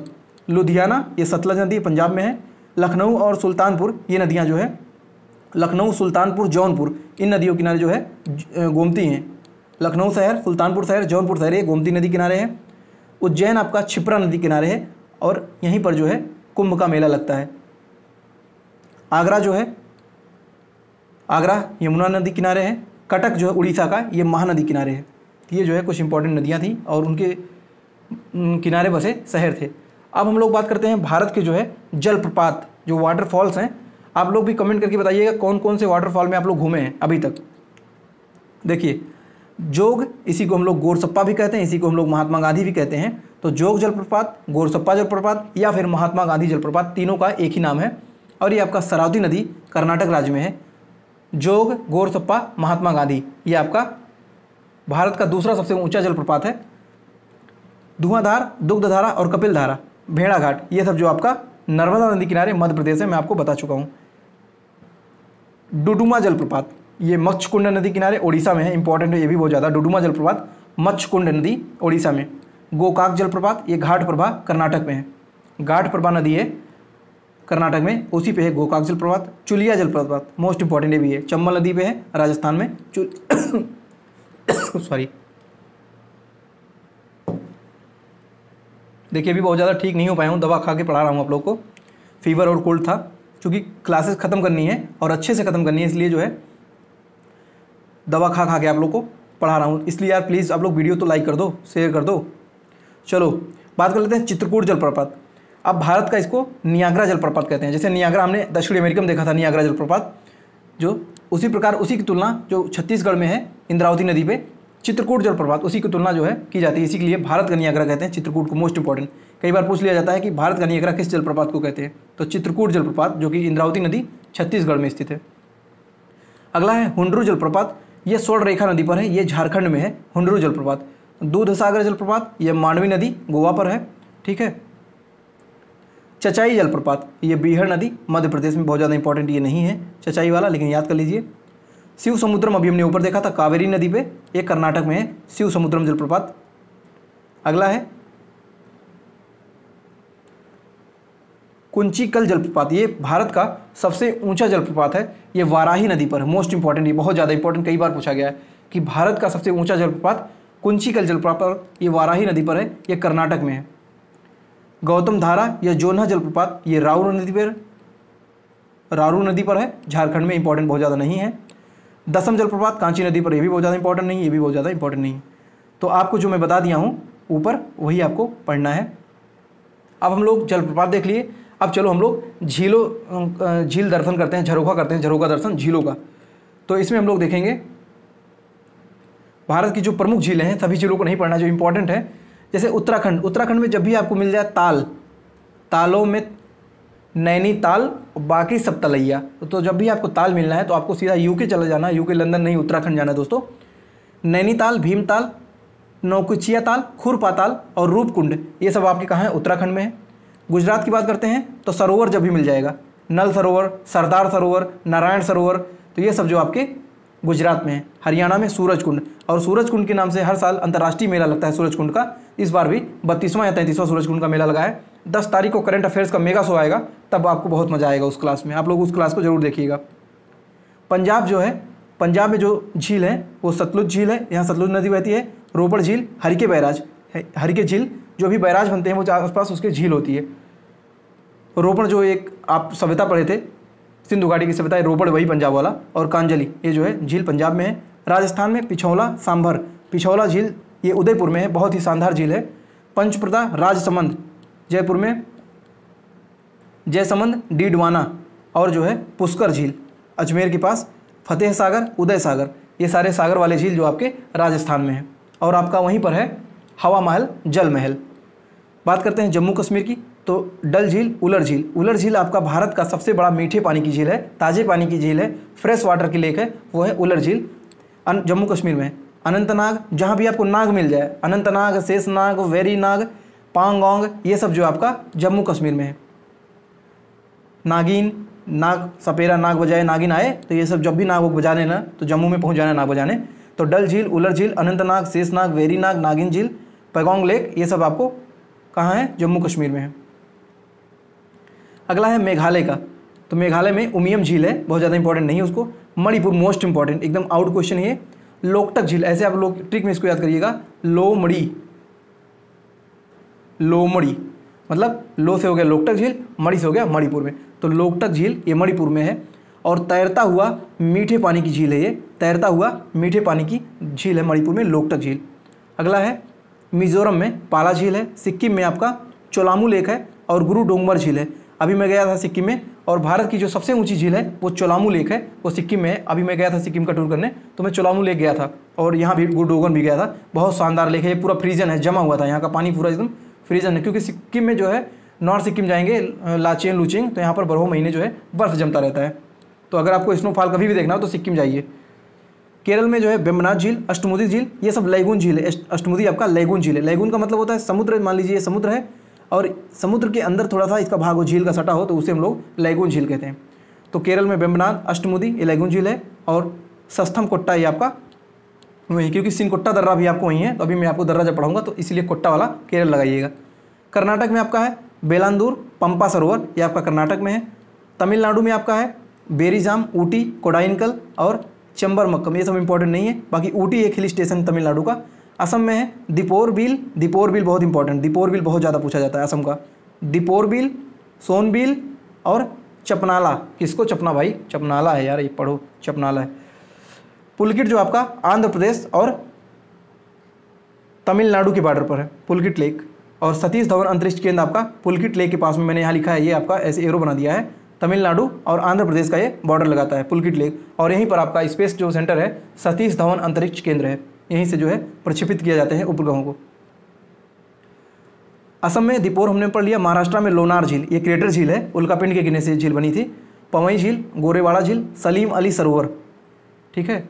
तो इस सरोवर में कंफ्यूज मत होइएगा, सरदार सरोवर इस प्रकार से, तो इस सरोवर एक महाराष्ट्र में भी है, जिसका नाम है सलीम अली सरोवर। तेलंगाना में हुसैन सागर, मोस्ट इंपॉर्टेंट, हुसैन सागर, उस्मान सागर, हिमायत सागर, ये तीनों सागर वाले झील हैं, ये तेलंगाना में है। आंध्र प्रदेश में कोल्लेरू लेक मोस्ट इंपॉर्टेंट है, और पुलकिट लेक ये भी जो है आंध्र प्रदेश और तमिलनाडु का बॉर्डर लगाता है। बाकी चिल्का झील आपका जो है वो भारत की सबसे बड़ी खारे पानी की झील है, चिल्का झील, ये उड़ीसा में है। तो हमने महत्वपूर्ण जो है झील पढ़ लिया है। अब बात कर लेते हैं, अभी तक हमने प्राकृतिक झील देखे थे, अब बात कर लेते हैं मानव निर्मित झील, जो मानव द्वारा बनाए गए हैं झील, मानव निर्मित झील। देखिए गोविंद बल्लभ पंत सागर उत्तर प्रदेश के सोनभद्र जनपद में सोन नदी की सहायक नदी रिहन नदी पर यह झील बना है, और ये भारत की सबसे बड़ी मानव निर्मित झील है। कहाँ पर है? सोनभद्र जनपद में है ये, और सोन की सहायक नदी रिहन नदी पर है, ठीक है। स्टेनले जलाशय, जैसा कि जानते हैं आप, तमिलनाडु के जो मुख्यमंत्री हैं स्टैनलिन, वहाँ की जो कास्ट होती है स्टेनले लगाते हैं, तो तमिलनाडु में है, कावेरी नदी पर स्थित मैटूर बांध के पीछे बनी है ये झील। अगला पेरियार झील जो है, और केरल में पेरियार नदी पर निर्मित बना है, पेरियार झील ये मानव निर्मित झील है। गोविंद सागर, देखिए गोविंद सागर मतलब होता है जो एक गुरु गोविंद थे हमारे, जो सिखों के 10वें गुरु थे, गुरु गोविंद, ये उनके नाम पर ये झील है। ये हिमाचल प्रदेश में बना था, पंजाब के पास में, लेकिन ये गोविंद बल्लभ है, तो गोविंद बल्लभ पंत ये उत्तर प्रदेश के पहले मुख्यमंत्री थे, इसलिए गोविंद बल्लभ पंत के नाम से पड़ा था। तो कंफ्यूज नहीं होना है। गोविंद सागर जो है आपका हिमाचल प्रदेश में, भाखड़ा जो आपका डैम है उसी के पीछे सतलुज नदी पर है गोविंद सागर झील, ये भी मानव निर्मित झील है। अगला है राणा प्रताप व जवाहर सागर, ये दोनों आपका राजस्थान में है, लेकिन गांधी सागर जो आपका ये मध्य प्रदेश में है। आप इसको ट्रिक में भी याद कर सकते हैं, बहुत कन्फ्यूजन और बहुत इंपॉर्टेंट है क्वेश्चन। राणा सागर जवाहर सागर राजस्थान में है, गांधी सागर ये चंबल नदी पर मध्य प्रदेश में है, तीनों याद। अगला नागार्जुन सागर, ये पिछली बार पूछ लिया गया था एग्जाम में, क्वेश्चन पेट में यही आया था कि नागार्जुन सागर डैम जो है ये किस नदी पर है। तो नागार्जुन सागर जो आपका एक झील है और नागार्जुन उसी पर एक डैम भी बना है, एक कृष्णा नदी पर। कहाँ है? आंध्र प्रदेश और तेलंगाना की सीमा पर। 2 जून 2014 को तेलंगाना जो है आंध्र प्रदेश से कटकर भारत का 29वां राज्य बना था, लेकिन फिर जो है जम्मू कश्मीर और लद्दाख दोनों अलग होकर भारत में अब 28 राज्य हो गए हैं। ये भी आपको याद रखना है। बात कर लेते हैं कि भारत की जो कुछ बहुउद्देशीय नदी घाटी परियोजना है, पिछली बार पेट में यहाँ से दोनों मीटिंग में एक एक क्वेश्चन आए थे, उसको देख लेते हैं। देखिए, भाखड़ा नांगल जो परियोजना है वो सतलज नदी पर पंजाब में है। इंदिरा गांधी नहर परियोजना ये राजस्थान में, और भारत की पहली नहर परियोजना जब आई थी तो इसी को इंदिरा गांधी नहर परियोजना, भारत की सबसे लंबी नहर यही है। उत्तर प्रदेश की सबसे लंबी नहर शारदा नहर है। सतलज और ब्यास नदी पर है इंदिरा गांधी नहर परियोजना। हीराकुंड बांध परियोजना ये महानदी पर उड़ीसा में सबसे लंबा बांध परियोजना है। तुंगभद्रा परियोजना ये तुंगभद्रा नदी पर है, ये आंध्र प्रदेश में है। नागार्जुन सागर परियोजना ये देखिए पेट में आया हुआ है, नागार्जुन सागर ये कृष्णा नदी पर है, आंध्र प्रदेश में। फरक्का परियोजना ये पश्चिम बंगाल में है, भागीरथी नदी पर। काकरापारम परियोजना मोस्ट इंपॉर्टेंट ये तापी नदी पर है, गुजरात में। काकरापारम ये जो है परमाणु संयंत्र भी है वहाँ काकरापारम, तो यहाँ जो परियोजना है एक ये तापी नदी पर है। उकाई परियोजना तापी नदी गुजरात में है। रिहंद परियोजना ये रिहंद नदी उत्तर प्रदेश सोनभद्र में है। इडुक्की ये पेरियार नदी केरल में है। टिहरी डैम ये जो है भारत का सबसे ऊंचा ग्रेविटी वाला डैम है, सबसे ऊंचा। इससे पहले जो है भाखड़ा नांगल था, लेकिन अब जो है टिहरी डैम हो चुका है। ये जो है उत्तराखंड में है, ठीक है, टिहरी जिले में, टिहरी गढ़वाल जिले में, भागीरथी नदी पर। कोयना परियोजना ये कोयना नदी पर महाराष्ट्र में है। सलाल परियोजना पिछली बार फर्स्ट मीटिंग में पूछा गया था किस नदी पर है, तो चेनाब नदी पर है सलाल परियोजना, जम्मू कश्मीर में। और ये क्वेश्चन पिछली बार पेट में आया था। देखिए 2 क्वेश्चन मिल गए पेट में, एक ही क्वेश्चन, तो इसी में से आपका इसमें भी एक आ जाएगा। इसमें कौन सी बहुत बड़ी बात है, इतना ही आपको पढ़ना है, सिर्फ इसी में से आपका आ जाएगा। सुवर्ण रेखा हमने आपको बता दिया, झारखंड में स्वर्ण रेखा नदी पर। शिव समुद्रम कावेरी नदी पर, कर्नाटक में है। मैटूर बांध ये कावेरी नदी पर है, कर्नाटक तमिलनाडु में, मोस्ट इंपॉर्टेंट है। मैटूर डैम बांध परियोजना आपका कावेरी नदी तमिलनाडु। तेनू घाट बांध परियोजना दामोदर नदी झारखंड में। दामोदर घाटी परियोजना ये दामोदर नदी, भारत की पहली जो है नदी घाटी बहुउद्देशीय परियोजना जो थी वो दामोदर ये जो है अमेरिका की तर्ज पर आई थी। भारत की पहली नदी घाटी परियोजना ये दामोदर नदी घाटी परियोजना झारखंड में है। सरदार सरोवर परियोजना ये नर्मदा नदी गुजरात पर, ये मैंने आपको बता दिया। दुलहस्ती ये चेनाब नदी जम्मू कश्मीर में है। अलमाटी बांध ये कृष्णा नदी पर कर्नाटक में है। मयूराक्षी परियोजना ये मयूराक्षी नदी पश्चिम बंगाल में है। तो हमने देख लिया बांध और किस नदी पर किस राज्य में है। हमने देख लिया कि बहुउद्देशीय परियोजना किस नदी पर किस राज्य में। तो आपके यहाँ से आपके एक एक प्रश्न सभी मीटिंग्स में आएंगे, इसमें कोई डाउट नहीं है। अब देखिए पेट की झड़ी लगी हुई है, पिछली बार मिलान करने में सारे दर्रे आ गए थे, तो सारे दर्रों को हमने इंक्लूड कर लिया है। एक एक चीज़ आप लोग सब कुछ अच्छे से पढ़ाऊंगा, इसमें कोई दिक्कत नहीं है। बस आपको क्या करना है, वीडियो को 2 बार कम से कम देखना है। और पेट में जिसने भी मेरी मैराथन ले लिया, ईमानदारी से बता रहा हूँ, इसमें कोई झूठ नहीं, कोई फेंकता नहीं हूँ। आपके 70 में से 65 नंबर कहीं नहीं जाएंगे। मैं चैलेंज कर रहा हूँ, अगर जो बच्चा 200 300 500 जो भी मेरी वीडियो को देख रहा है वो 70 नंबर में से 65 नंबर मैराथन करके ले आएगा। बात करते हैं दर्रों की, किस राज्य में कौन सा दर्रा है और उस दर्रे की क्या खासियत है, उसको भी इसी जो है टॉपिक में हम लोग देखेंगे। देखिए रोहतांग दर्रा है, और रोहतांग दर्रा हिमाचल प्रदेश में पड़ता है। लेह मनाली मार्ग में जो दर्रा है, लेह मनाली मार्ग में रोहतांग दर्रा पड़ता है। वहीं अटल टनल भी आपको मिलेगा, अटल सुरंग जो भारत की सबसे बड़ी सुरंग है 9.02 किलोमीटर की। तो रोहतांग दर्रा जो है ये हिमाचल प्रदेश में है, और रोहतांग दर्रे से रावी नदी बहती है, निकलती है। अगला है बनिहाल दर्रा। बनिहाल दर्रा ये जम्मू कश्मीर में है। नाथुला दर्रा सिक्किम में है। नाथुला और जलपेला ये दोनों सिक्किम में है। पिछली बार पेट में क्वेश्चन आया था, नाथुला, नीति, सिपकीला, जलपेला ये सब मिलान करने को दिया था, तो पूछा था कौन सा सही है कौन सा गलत। तो इस प्रकार आपका भी इस बार पूछा जा सकता है। क्वेश्चन किसी भी प्रकार से आए, नंबर आपको इसी वीडियो से मिलेगा। तो नाथुला दर्रा सिक्किम में है, नीति दर्रा सिक्किम में है, सिपकीला दर्रा हिमाचल प्रदेश में है, नीति दर्रा उत्तराखंड में है। माना, नीति ये सब जो है आपके ला होता है, जैसे माना ला, नीति ला, नाथुला। ला मतलब होता है पास, पास मतलब जैसे मान लीजिए ये पहाड़ है, ठीक है, और इसी के बीच में एक दर्रा ऐसे पतला सा रोड काट के निकाल दिया जाता है, उसी को हम लोग दर्रा बोलते हैं, और यहीं से यातायात परिवहन होता है। तो दर्रा का मतलब वही होता है। नाथुला सिक्किम, नीति उत्तराखंड। सिपकीला जो है हिमाचल प्रदेश में है, और सिपकीला दर्रे से सतलज नदी भारत में प्रवेश करती है। बुमलीला अरुणाचल प्रदेश में बुमलीला। माना दर्रा उत्तराखंड, जेलेपला सिक्किम में, मुलिंगला उत्तराखंड में है। माना, नीति, मुलिंगला ये सब आपके उत्तराखंड में है। लिपुलेख दर्रा भी उत्तराखंड में है। भोर घाट दर्रा महाराष्ट्र में है। पालघाट केरल में है, जो जिला आपका लद्दाख में है। डाफला आपका अरुणाचल प्रदेश में है, ठीक है। ये बहुत ज़्यादा, ये उत्तर प्रदेश में कोई दर्रा वरा नहीं है, जो पहाड़ी राज्य होते हैं वहीं पर दर्रे होते हैं। प्रायद्वीपीय भारत के जो हमने ऊपर देखे थे दर्रे, पालघाट, भोरघाट, धारघाट, सनकोट्टा गैप, ये चारों जो है प्रायद्वीपीय भारत का। यहाँ से क्वेश्चन आपका इस बार फंस सकता है। तो थाल घाट जो है ये महाराष्ट्र में, ये मुंबई नासिक हाईवे पर है। जो मुंबई से नासिक रोड गया है ये यही दर्रा है, इसी को हम लोग थाल घाट कहते हैं। जब भी आप मुंबई से नासिक जाएंगे तो थाल घाट दर्रे से होकर जाएंगे। जब भी आप मुंबई से पुणे जाएंगे तो भोर घाट दर्रे से होकर जाएंगे, ये महाराष्ट्र में है। आप जब पलक्कड़ से कोयम्बटूर जाएंगे, केरल से तमिलनाडु जाएंगे, नीलगिरी अन्नामलाई की पहाड़ी होते हुए, तो आप पाल घाट दर्रे से जाएंगे केरल से। जैसे हमने पढ़ा था कमाल केरल और मालाबार घाट, वैसे हम कपाल पढ़ सकते हैं केरल और पाल घाट, तो आपको ऑटोमेटिक दोनों दर्रा हो जाएगा। बाकी भोर घाट थाल घाट आप महाराष्ट्र में कर लेंगे, बाकी कपाल याद कर लेंगे तो केरल से पाल घाट दर्रा केरल में अकेले। बाकी एक और है, केरल को तमिलनाडु से जोड़ता है अंतिम में, तिरुवनंतपुरम को मदुरई से अगर आप रास्ता ट्रेवल करते हैं तो आप सेनकोट्टा गैप से होते जाएंगे, सेनकोट्टा दर्रा से, जो कि केरल में है। तो हमने दर्रा भी खत्म कर लिया, हमने देख लिया झील, हमने देख लिया नदियाँ, नदी तंत्र, झील, दर्रा, ठीक है। अब हम बात करते हैं भारत का भौतिक विभाजन कि देखिए भारत की जो भौतिक विभाजन है उसको मुख्यतः 6 भागों में बांटा गया। उत्तर के पर्वत, उत्तर के मैदान, भारत के मरुस्थलीय क्षेत्र, प्रायद्वीपीय पठार, तटीय मैदान, द्वीप समूह।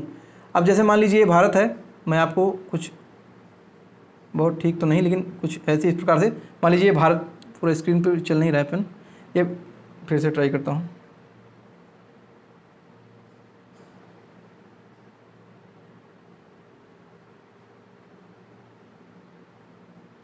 ठीक है, थोड़ा बहुत एक समझाने के लिए आपको बता दे रहा हूँ। भारत मान लीजिए तो जो उत्तर के पर्वत इधर नॉर्थ वाला जम्मू कश्मीर लद्दाख, ठीक है, इधर हिमाचल वगैरह ऊपर हो गए, तो ये उत्तर के पर्वत हो जाएंगे।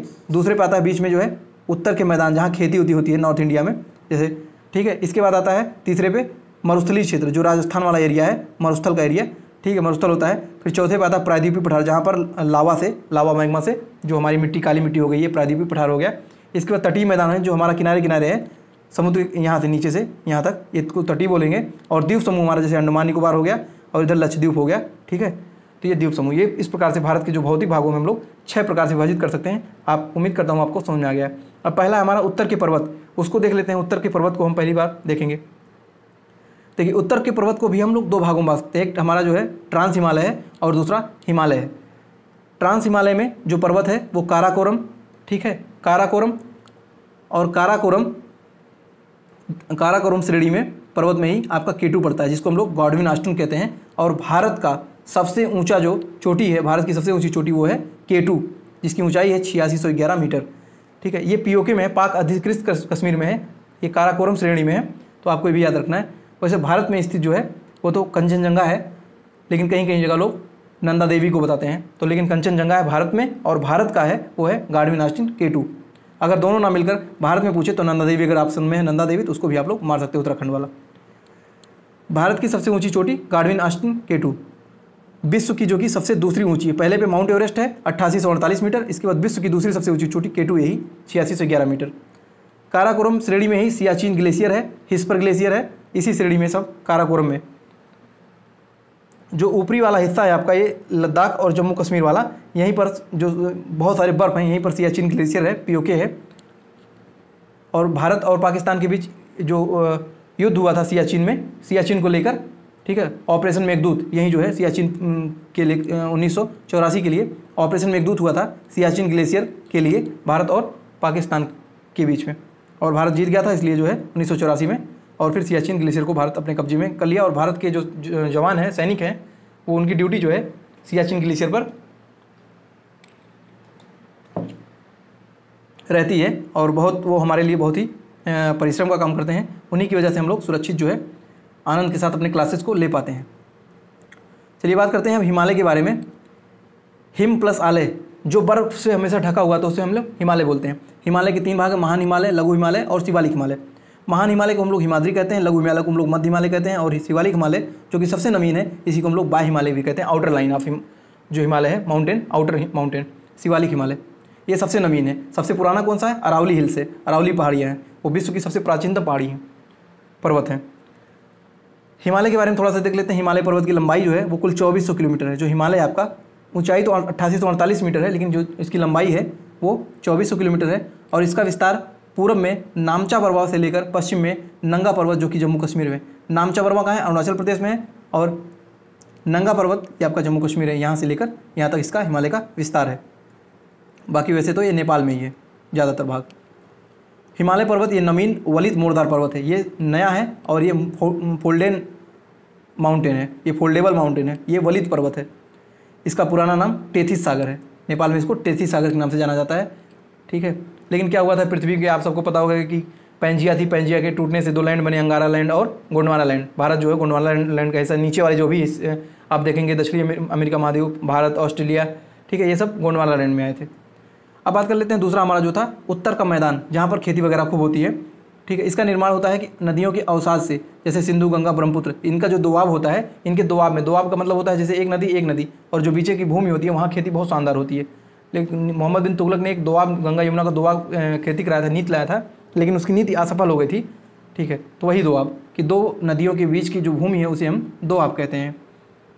इसका निर्माण जो होता है वो नदियों के अवसाद, जो नदी ऐसे ऐसे बहती है बीच में और वो अपने साथ कुछ अवसाद लेके आती है, गार्ज ले आती है और जब मैदानों में छोड़ देती है, फिर हम लोग उसको जुताई करते हैं और उसमें जो है काफ़ी केमिकल वगैरह होता है, तो हमारी खेती जो है बहुत अच्छी होती है। भाबर, अब हम लोग बात करते हैं कि उत्तर के मैदान में 4 प्रकार की जो मिट्टियाँ होती हैं, भाबर, खादर, तराई, बांगर। ठीक है, भाबर में क्या होता है कि मान लीजिए कोई नदी है, उस नदी के ऊपर मोटे मोटे पत्थर आ जाते हैं। ठीक है, नदी के ऊपर मोटे मोटे पत्थर आ जाते हैं और उसमें खेती आप नहीं कर सकते। मान लीजिए एक कोई नदी आ रही है, लेकिन इसके ऊपर मोटे मोटे पत्थर आ रहे हैं, बह रहे हैं, आप देखते होंगे साफ पानी उसके नीचे, लेकिन हमको दिखता नहीं। नदियाँ नीचे से बहती है, पत्थर सब ऊपर आ जाते हैं, तो वो पथरीली ज़मीन होती है, इसी को हम भाबर क्षेत्र बोलते हैं। ठीक है, तराई बेल्ट क्या होता है, भाबर से नीचे आएंगे तराई आपको मिलेगा, कि जो नदियाँ हमको नहीं दिख रही थी, पत्थरों के नीचे हो गई थी, अब वही नदियाँ हमको दिखाई देने लगती हैं और वो पत्थर जो है गायब हो जाते हैं, अब समतल भूमि आ जाता है और नदी बाहर निकल के आ जाती है। और इसमें जो है तराई में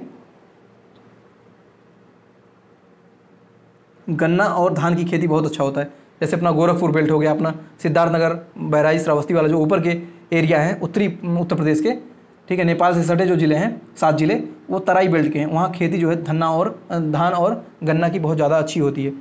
ठीक है, अब देख लेते हैं खादर और बांगर के बारे में। खादर क्या होता है, देखिए जो नदी होती है हर साल बाढ़ आता है और बाढ़ का पानी अगर जहाँ तक जाता है तो कुछ अपने साथ अवसाद लेके आता होगा, मिट्टी वहाँ से बहा के नई मिट्टी आ जाती होगी, तो ये नवीन जलोढ़ मिट्टी होती है, ये उपजाऊ होती है खादर वाली। और भारत में सबसे ज़्यादा जो सर्वाधिक मिट्टी है वो नवीन जलोढ़ मिट्टी, सर्वाधिक मिट्टी यही है, जलोढ़ मिट्टी।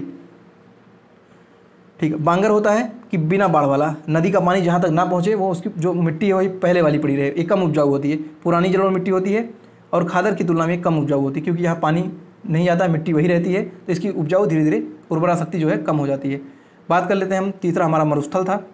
ठीक है, जो हम भारत का भौतिक विभाजन पढ़ रहे हैं 6 प्रकार, उसमें तीसरा मरुस्थल है और भारत का सबसे बड़ा जो है मरुस्थल है वो थार का मरुस्थल। वैसे तो विश्व का जो है ध्रुवीय मरुस्थल आपका सहारा है और जो गर्म मरुस्थल है वो चिली वाला आटाकामा मरुस्थल है, शुष्क मरुस्थल, गर्म है सहारा। विश्व का भूगोल वाली क्लास आप सब जाकर देख लीजिए, सारी मैराथन की क्लास आपको देखना चाहिए मुझे लगता है, अगर आपको अच्छे नंबर लाने हैं 80+। प्रायद्वीपी पठार 10 तारीख को करंट अफेयर्स वाली वीडियो देखना ना भूलिएगा, महामैराथन मेगा शो लाइव क्लास। बात करते हैं अगला हमारा प्रायद्वीपी पठार। प्रायद्वीपी मतलब यही होता है कि भारत है, भारत के तीनों तरफ पानी हो, ठीक है, और बीच में जो लावा के कारण जो ज़मीन से जो नीचे से लावा मैग्मा उत्पन्न हुआ था, इससे जो हमारी मिट्टी है वो काली मिट्टी यहाँ हो गई, और उसके बारे में हम लोग बात करते हैं। अरावली पर्वत, ठीक है, जो आपका अरावली पर्वत है वो भी प्रायद्वीपीय पठार का हिस्सा है। ठीक है, भारत का सबसे प्राचीनतम पर्वत, ये भारत की का नहीं पूरे विश्व का जो है सबसे प्राचीनतम पर्वत है। इतना बूढ़ा हो चुका है कि अरावली धीरे धीरे समाप्त हो रहा है, जिसका विस्तार गुजरात के पालमपुर से दिल्ली के मजनू का टीला तक है। मजनू भाई वो प्यार वाला मजनू नहीं, शायद वही वाला हो, लेकिन मजनू जो होता है वो मजनू का टीला एक दिल्ली में स्थान है, कश्मीरी गेट के पास में पड़ता है। जो लोग यूपीएससी वगैरह तैयारी करते होंगे, नेहरू बिहार वहीं पास में पड़ता है, मुखर्जी नगर, तो वहीं मजनू का टीला भी आपका है। ये अरावली हिल्स पर है मजनू का टीला, जो आपका रायसीना डायलॉग्स, रायसीना हिल्स है जिस पर राष्ट्रपति का भवन बना है, ठीक है, वो भी अरावली पहाड़ियों पे बना है। आपका जो यूनिवर्सिटी है दिल्ली की, पूरे central university, Jawaharlal Nehru university, वो भी आपका अरावली हिल्स पर बना हुआ है। तो कभी जाइएगा जेएनयू में तो देखिएगा आपको पत्थर वगैरह ढेर सारे मिलेंगे, और बहुत बड़ी यूनिवर्सिटी है जेएनयू। ठीक है, अरावली पर्वत जो है इसे अवशिष्ट पर्वत भी कहा जाता है। ये अवशिष्ट पर्वत है अरावली। जैसे हमने देखा था कि हिमालय पर्वत जो है नवीन मोड़दार है, लेकिन ये जो है अवशिष्ट पर्वत है। इसकी सबसे ऊंची चोटी गुरु शिखर है। अरावली पर्वत की सबसे ऊंची चोटी का नाम गुरु शिखर है, जो कि माउंट आबू की पहाड़ियों पर स्थित है। और माउंट आबू पे ही आपका एक जैन मंदिर जो है, दिलवाड़ा का जैन मंदिर बहुत ज़्यादा प्रसिद्ध है। अगला हम लोग बात करते हैं विंध्य पर्वत के बारे में। विंध्य पर्वत ये उत्तर भारत और दक्षिण भारत का विभाजन करता है। जैसे ये है आपका, यहाँ पड़ता है विंध्य पर्वत एमपी के क्षेत्र में, और यहीं से नीचे दक्षिण भारत महाराष्ट्र वाला एरिया, और ऊपर चले जाएंगे तो उत्तर भारत का एरिया। तो विंध्य पर्वत ही उत्तर भारत और दक्षिण भारत के विभाजन करता है। और मालवा का पठार अरावली पर्वत और विंध्य पर्वत के बीच में है। मालवा का पठार यहाँ है, ठीक है। यहाँ पर आपका पड़ेगा अरावली पर्वत और यहाँ पर आपका पड़ेगा विंध्य पर्वत, इसी के बीच में आपका मालवा का पठार है। तो विंध्य वाले में बहुत ज़्यादा नहीं पढ़ना है। अब बात करते हैं हम लोग सतपुड़ा रेंज, सतपुड़ा पर्वत श्रृंखला की। यह जो है ब्लॉक पर्वत है, ब्लॉक माउंटेन है, ब्रंश पर्वत है। इसकी सबसे ऊंची धूपगढ़ है। मैं गया हूँ घूमने सतपुड़ा पे, और सतपुड़ा में ही आपका पंचमढ़ी राष्ट्रीय उद्यान है, पंचमढ़ी जैवमंडल आरक्षित है, जो आपके 18 जैवमंडल है और यूनेस्को में शामिल है पंचमढ़ी बायोस्फीयर। तो ये हिल स्टेशन है और घूमने के लिए बहुत अच्छा है। कभी आप मध्य प्रदेश जाते हैं तो होशंगाबाद जिले में आपका पंचमढ़ी पड़ता है, वहाँ जरूर जाइए घूमने। तो सतपुड़ा की सबसे ऊंची चोटी का नाम धूपगढ़ है, बहुत पूछा जाता है। अरावली की हमने देखा गुरु शिखर, सतपुड़ा की धूपगढ़। इसमें 3 पहाड़ियाँ हैं इस सतपुड़ा में। पहला है राजपीपला की पहाड़ी, दूसरा महादेव की पहाड़ी और तीसरा मैकाल की पहाड़ी। पंचमढ़ी जैवमंडल आरक्षित महादेव पहाड़ी पर स्थित है। जो हमारे महादेव पहाड़ी है, इसी पर आपका जो हिल स्टेशन है पंचमढ़ी जैवमंडल आरक्षित आपका ये महादेव पहाड़ी पर स्थित है। मैकाल पहाड़ियों में स्थित अमरकंटक की चोटी, ठीक है, जहाँ से नर्मदा और सोन नदी निकलती, जो हमने अभी ऊपर देखा था कि नर्मदा और सोन नदियों का उद्गम अमरकंटक की पहाड़ी से होता है। और ये कहाँ पर है? ये मैकाल पर्वत पर है, अमरकंटक। अब बात कर लेते हैं सीएन का पठार। सीएन मतलब छोटा नागपुर का पठार, सीएन का पठार, छोटा नागपुर का पठार। देखिए, छोटा नागपुर का पठार का जो वैसे विस्तार है झारखंड में सबसे ज़्यादा है, छत्तीसगढ़ और थोड़ा बहुत पश्चिम बंगाल में भी आ जाएगा, ठीक है। यहीं से दामोदर नदी होकर बहती है। दामोदर नदी, देखिए ये बहुत रूर प्रदेश है, खनिज यहाँ बहुत ज़्यादा पाया जाता है, कोयला और खनिज जो है। जर्मनी जैसे जर्मनी के ब्लैक फॉरेस्ट जो है, राई नदी निकलती है, उसको जो है ब्लैक रूर कहा जाता है। उसी प्रकार से जो है ये भारत का रूर प्रदेश नदी कहा जाता है। जैसे छोटा नागपुर का ये रूर प्रदेश है, चूँकि यहाँ कोयला और खनिज अधिक मात्रा में लौह पाए जाते हैं। अगला है मेघालय का पठार। मेघालय का पठार जो है ये राजमहल पहाड़ी का हिस्सा है, ठीक है। जो शिलांग का पठार, मेघालय का पठार, ये पहले जो है राजमहल की पहाड़ियों का हिस्सा है। बाद में जो है आप देख सकते हैं जो इधर पश्चिम वाला हिस्सा, इधर जो आपको भारत वाला, ये जो गैप नीचे से दब गई है ज़मीन के अंदर, यही जो है राजमहल पहाड़ी, राजमहल गैप इसको कहते हैं, और ये मेघालय के पठार में आता है।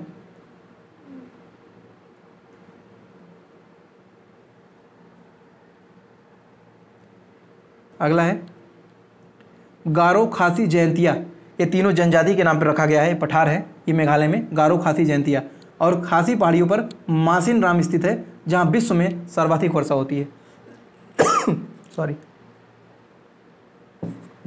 विश्व में सर्वाधिक वर्षा कहाँ होती है? मेघालय में एक स्थान है मासिन राम, चेरापूंजी के पास, वहीं पर विश्व में सर्वाधिक वर्षा होती है। और ये जो किस पहाड़ी पर है? ये खासी पहाड़ियों पर है। अगला है नोट, एक चीज़ आप नोट करना है, एक फांगुपुई पहाड़ी है जिसे ब्लू माउंटेन के नाम से जानते हैं, और ये आपका मिजोरम में स्थित है। ब्लू माउंटेन कहाँ है? भारत में मिजोरम में है, इसी को हम लोग फांगुपुई पहाड़ी के नाम से जानते हैं।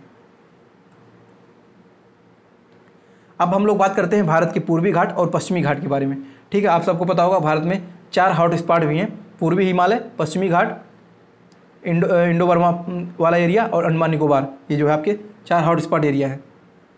जैव विविधता जहाँ सर्वाधिक होते हैं उसी को हॉट स्पॉट कहा जाता है। पूर्वी घाट नहीं, पूर्वी हिमालय होता है, पश्चिमी घाट, पूर्वी हिमालय और इंडो बर्मा सुंडालैंड वाला एरिया और आपका अंडमान निकोबार, ठीक है। पश्चिमी घाट में बात कर लेते हैं हम लोग। इसकी सबसे ऊंची चोटी का नाम अनाईमुदी है, जो कि केरल में है, जिसकी ऊंचाई लगभग 2695 मीटर है और केरल राज्य में स्थित है अनाईमुदी। और दक्षिण भारत की सबसे ऊंची चोटी भी है, ठीक है। दक्षिण भारत की सबसे ऊंची चोटी का नाम अनाईमुदी है, केरल में है और इसकी ऊंचाई 2695 मीटर है। अनाईमुदी याद रखना, अन्नामलाई नहीं, अनाईमुदी। पूर्वी घाट और पश्चिमी घाट जहाँ मिलते हैं वो नीलगिरी, जो आपका ये इधर से आता है पश्चिमी घाट, इधर से आता है पूर्वी घाट, और दोनों यहीं पर तमिलनाडु के पास मिल जाते हैं। उसी को कहा जाता है नीलगिरी पहाड़ी। तो आपसे अगर पूछ लिया जाए एग्जाम में नीलगिरी पहाड़ी पर कौन दो पर्वत मिलते हैं, तो पूर्वी घाट और पश्चिमी घाट दोनों घाट मिलते हैं नीलगिरी पहाड़ी पर। नीलगिरी एक जनजाति है तमिलनाडु में, ठीक है। और नीलगिरी पर्वत की सबसे ऊंची चोटी डोडा बेट्टा है। डोडा बेट्टा नीलगिरी की सबसे ऊंची चोटी है। लेकिन अगर आपसे पूछा जाए पश्चिमी घाट या दक्षिण भारत की सबसे ऊंची चोटी, तो आपको बताना अनाईमोटी 2695 मीटर, और नीलगिरी पर्वत की सबसे ऊंची चोटी डोटा बेटा है, नीलगिरी पर्वत, जहाँ पर पूर्वी घाट और पश्चिमी घाट दोनों आकर मिलते हैं। अगला है नीलगिरी पहाड़ियों में शांत घाटी पाई जाती है। जो आपकी साइलेंट वैली है केरल में, वो नीलगिरी की ही पहाड़ियाँ हैं, केरल में है साइलेंट वैली, और यहाँ पर सर्वाधिक हमको जैव विविधता देखने को मिलती है। मतलब जो बायोडाइवर्सिटी है भारत में सबसे ज़्यादा वो देखने को मिलती है पश्चिमी घाट के एरिया में, और वो भी शांत घाटी बेल्ट में। इसीलिए शांत घाटी जो है राष्ट्रीय जैवमंडल क्षेत्र भी है, शांत घाटी पार्क आपका केरला में है। अब हम लोग बात करेंगे खनिजों के बारे में कि कौन सा खनिज जो है कहाँ पाया जाता है। तो आपका पिछली बार यहाँ से क्वेश्चन बना था खनिज के बारे में, तो हम लोग सब कुछ देखेंगे, आपका कुछ भी नहीं छूटेगा। चलिए खनिज को देखते हैं। इधर देखेंगे हमारा कौन सा खनिज रहेगा, और ये सबसे ज़्यादा विश्व में उत्पादन करने वाला कौन सा देश है, और भारत का कौन सा सबसे राज्य उत्पादन करता है, और किस खान में इस खनिज का उत्पादन भारत में होता है। तो आपको सब कुछ पढ़ना है, भागना नहीं है। मैग्नीज विश्व में सबसे ज़्यादा उत्पादन करता है दक्षिण अफ्रीका, और भारत में उड़ीसा करता है। और उड़ीसा में कहाँ, कालाहांडी, गंजाम और मयूरभंज, ये जो खान है ये यहीं से मैग्नीज सबसे ज़्यादा उत्पादन होता है, कालाहांडी, गंजाम और मयूरभंज।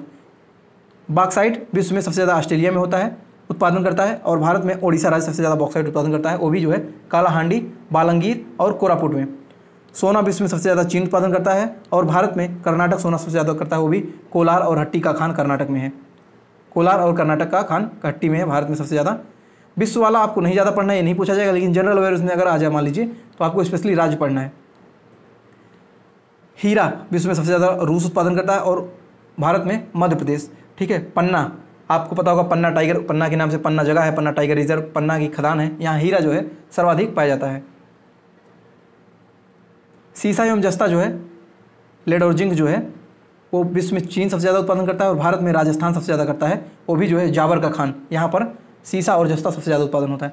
अभ्रक में विश्व में चीन है, ठीक है, लेकिन परतदार अभ्रक में भारत का पहला स्थान है।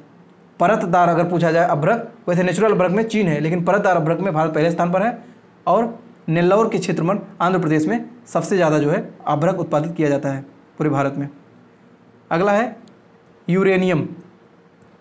यूरेनियम जो है विश्व में कजाकिस्तान सबसे ज़्यादा उत्पादित करता है, और भारत में यूरेनियम आंध्र प्रदेश सबसे ज़्यादा करता है। और आंध्र प्रदेश उसमें जो है जादूगोड़ा का खान झारखंड में है एक, और तुम्पापल्ले आंध्र प्रदेश की खान है, यहाँ पर यूरेनियम होता है। जादूगोड़ा मोस्ट इंपॉर्टेंट है, जादूगोड़ा खान झारखंड में। ठीक है। आप बात करते हैं यूरेनियम का। अगर उत्तर प्रदेश में पूछा जाए तो ललितपुर एक जिला है, ललितपुर, सिर्फ उत्तर प्रदेश में एक ही जिला में यूरेनियम पाया जाता है, वो है ललितपुर, और ललितपुर में सहारिया जनजाति भी पाई जाती है। अगला कोयला।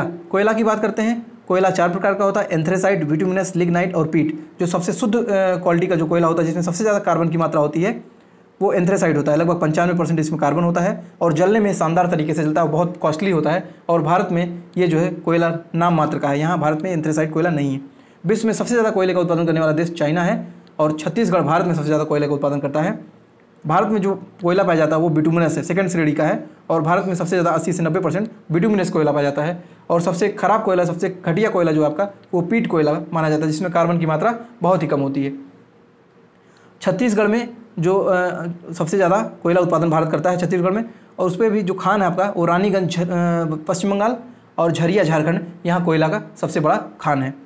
ठीक, ये हो गया। अब हम लोग बात करते हैं कि लौह अयस्क के बारे में। ठीक है। जो लौह अयस्क होते हैं वो भारत में मुख्यतः 4 ही प्रकार के लौह अयस्क पाए जाते हैं। इसका कलर चेंज करना पड़ेगा यहाँ। ठीक है। भारत में 4 प्रकार के जो है लौह अयस्क पाए जाते हैं। उसमें भी वो कौन कौन से हैं आपके 4 प्रकार? मैग्नेटाइट, हेमेटाइट, लिमोनाइट और सिडराइट। ये सब जो है लोहे के अयस्क हैं, आयरन के अयस्क हैं, आप लोग को याद करना होगा। Hematite, magnetite, limonite, siderite. Magnetite काला होता है, हेमेटाइट लाल होता है, लिमोनाइट पीला होता है, और सिडराइट जो है भूरा होता है। अब बाकी इतना ज़्यादा कुछ नहीं आपको पढ़ना है, इतना पढ़ना है। मैग्नेटाइट, हेमेटाइट, लिमोनाइट और सिडराइट, ये सब लोहे के अयस्क हैं। और भारत में जो है लोहे के लिए प्रमुख जो क्षेत्र है, और पेट में जहाँ से क्वेश्चन बना था वो भी देखिए। ओडिशा राज्य में जो लोहे की खदान, जो अयस्क जहाँ से खदान है लोहे की, पुरुमासनी, सुलेपात, बादाम पहाड़ी, किरबुक, बासपनी, ठकुरानी, पुरबंद, पिलौरा, ये सब आपके बहुत ज़्यादा इंपॉर्टेंट नहीं। अमरकोट और चिमरा, ये देख लीजिएगा। बाकी अगला है छत्तीसगढ़। छत्तीसगढ़ में जो लौह अयस्क है दिल्ली राजहरा, पिछली बार क्वेश्चन पूछ लिया गया था कि जो भिलाई संयंत्र है आपका दिल्ली राजहरा वाला, छत्तीसगढ़ वाला, ये इसकी खान कहाँ है? तो दिल्ली राजहरा ये जो है लौह अयस्क के लिए प्रसिद्ध है। ये जो है बैलाडीला, और दंतेवाड़ा छत्तीसगढ़ का, बस्तर जिला नक्सलवाद जिले हैं, बिलासपुर ये सब आपके लौह के लिए प्रसिद्ध हैं। झारखंड के लिए बात करते हैं, झारखंड में लौह तो पलामू मोस्ट इंपॉर्टेंट, पलामू इसमें। कर्नाटक में जो आपका शिमोगा, ठीक है, शिमोगा है कर्नाटक का, बीजापुर है, कुद्रेमुख है, ठीक है, बाबा बुदन की पहाड़ी, यहाँ बहुत ज़्यादा अच्छी क्वालिटी का हेमेटाइट लोहा पाया जाता है, मैग्नेटाइट और हेमेटाइट बाबा बुदन की पहाड़ी से, ठीक है। चलो अब बात कर लेते हैं तांबा के बारे में। पिछली बार यहाँ से भी एक क्वेश्चन पूछ लिया गया था तांबा वाला, तो उसको भी देखेंगे। देखिए तांबा जो है, झारखंड में जो तांबा की खदानें हैं, घाटशिला, सुरदा, सोनामामुखी माखी, पलामू झारखंड में, और संथाल परगना। संथाल एक जनजाति है, संथाल विद्रोह भी हुआ था 1855-56 में, मैं आपको हिस्ट्री में पढ़ा चुका हूँ, मॉडर्न हिस्ट्री में, तो उसको जाकर आप लोग देख सकते हैं। झारखंड में तांबा सबसे ज़्यादा होता है।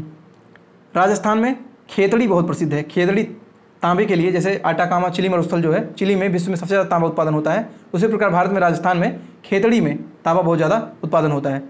तो खेतड़ी पेट में पिछली बार पूछा गया था किसके लिए प्रसिद्ध है, तांबे के उत्पादन के लिए। बाकी जो है इसमें आपका कुछ इंपॉर्टेंट मुझे नहीं, आंध्र प्रदेश में नेल्लौर आप सबको पता होगा, अभी मैंने ऊपर बताया था।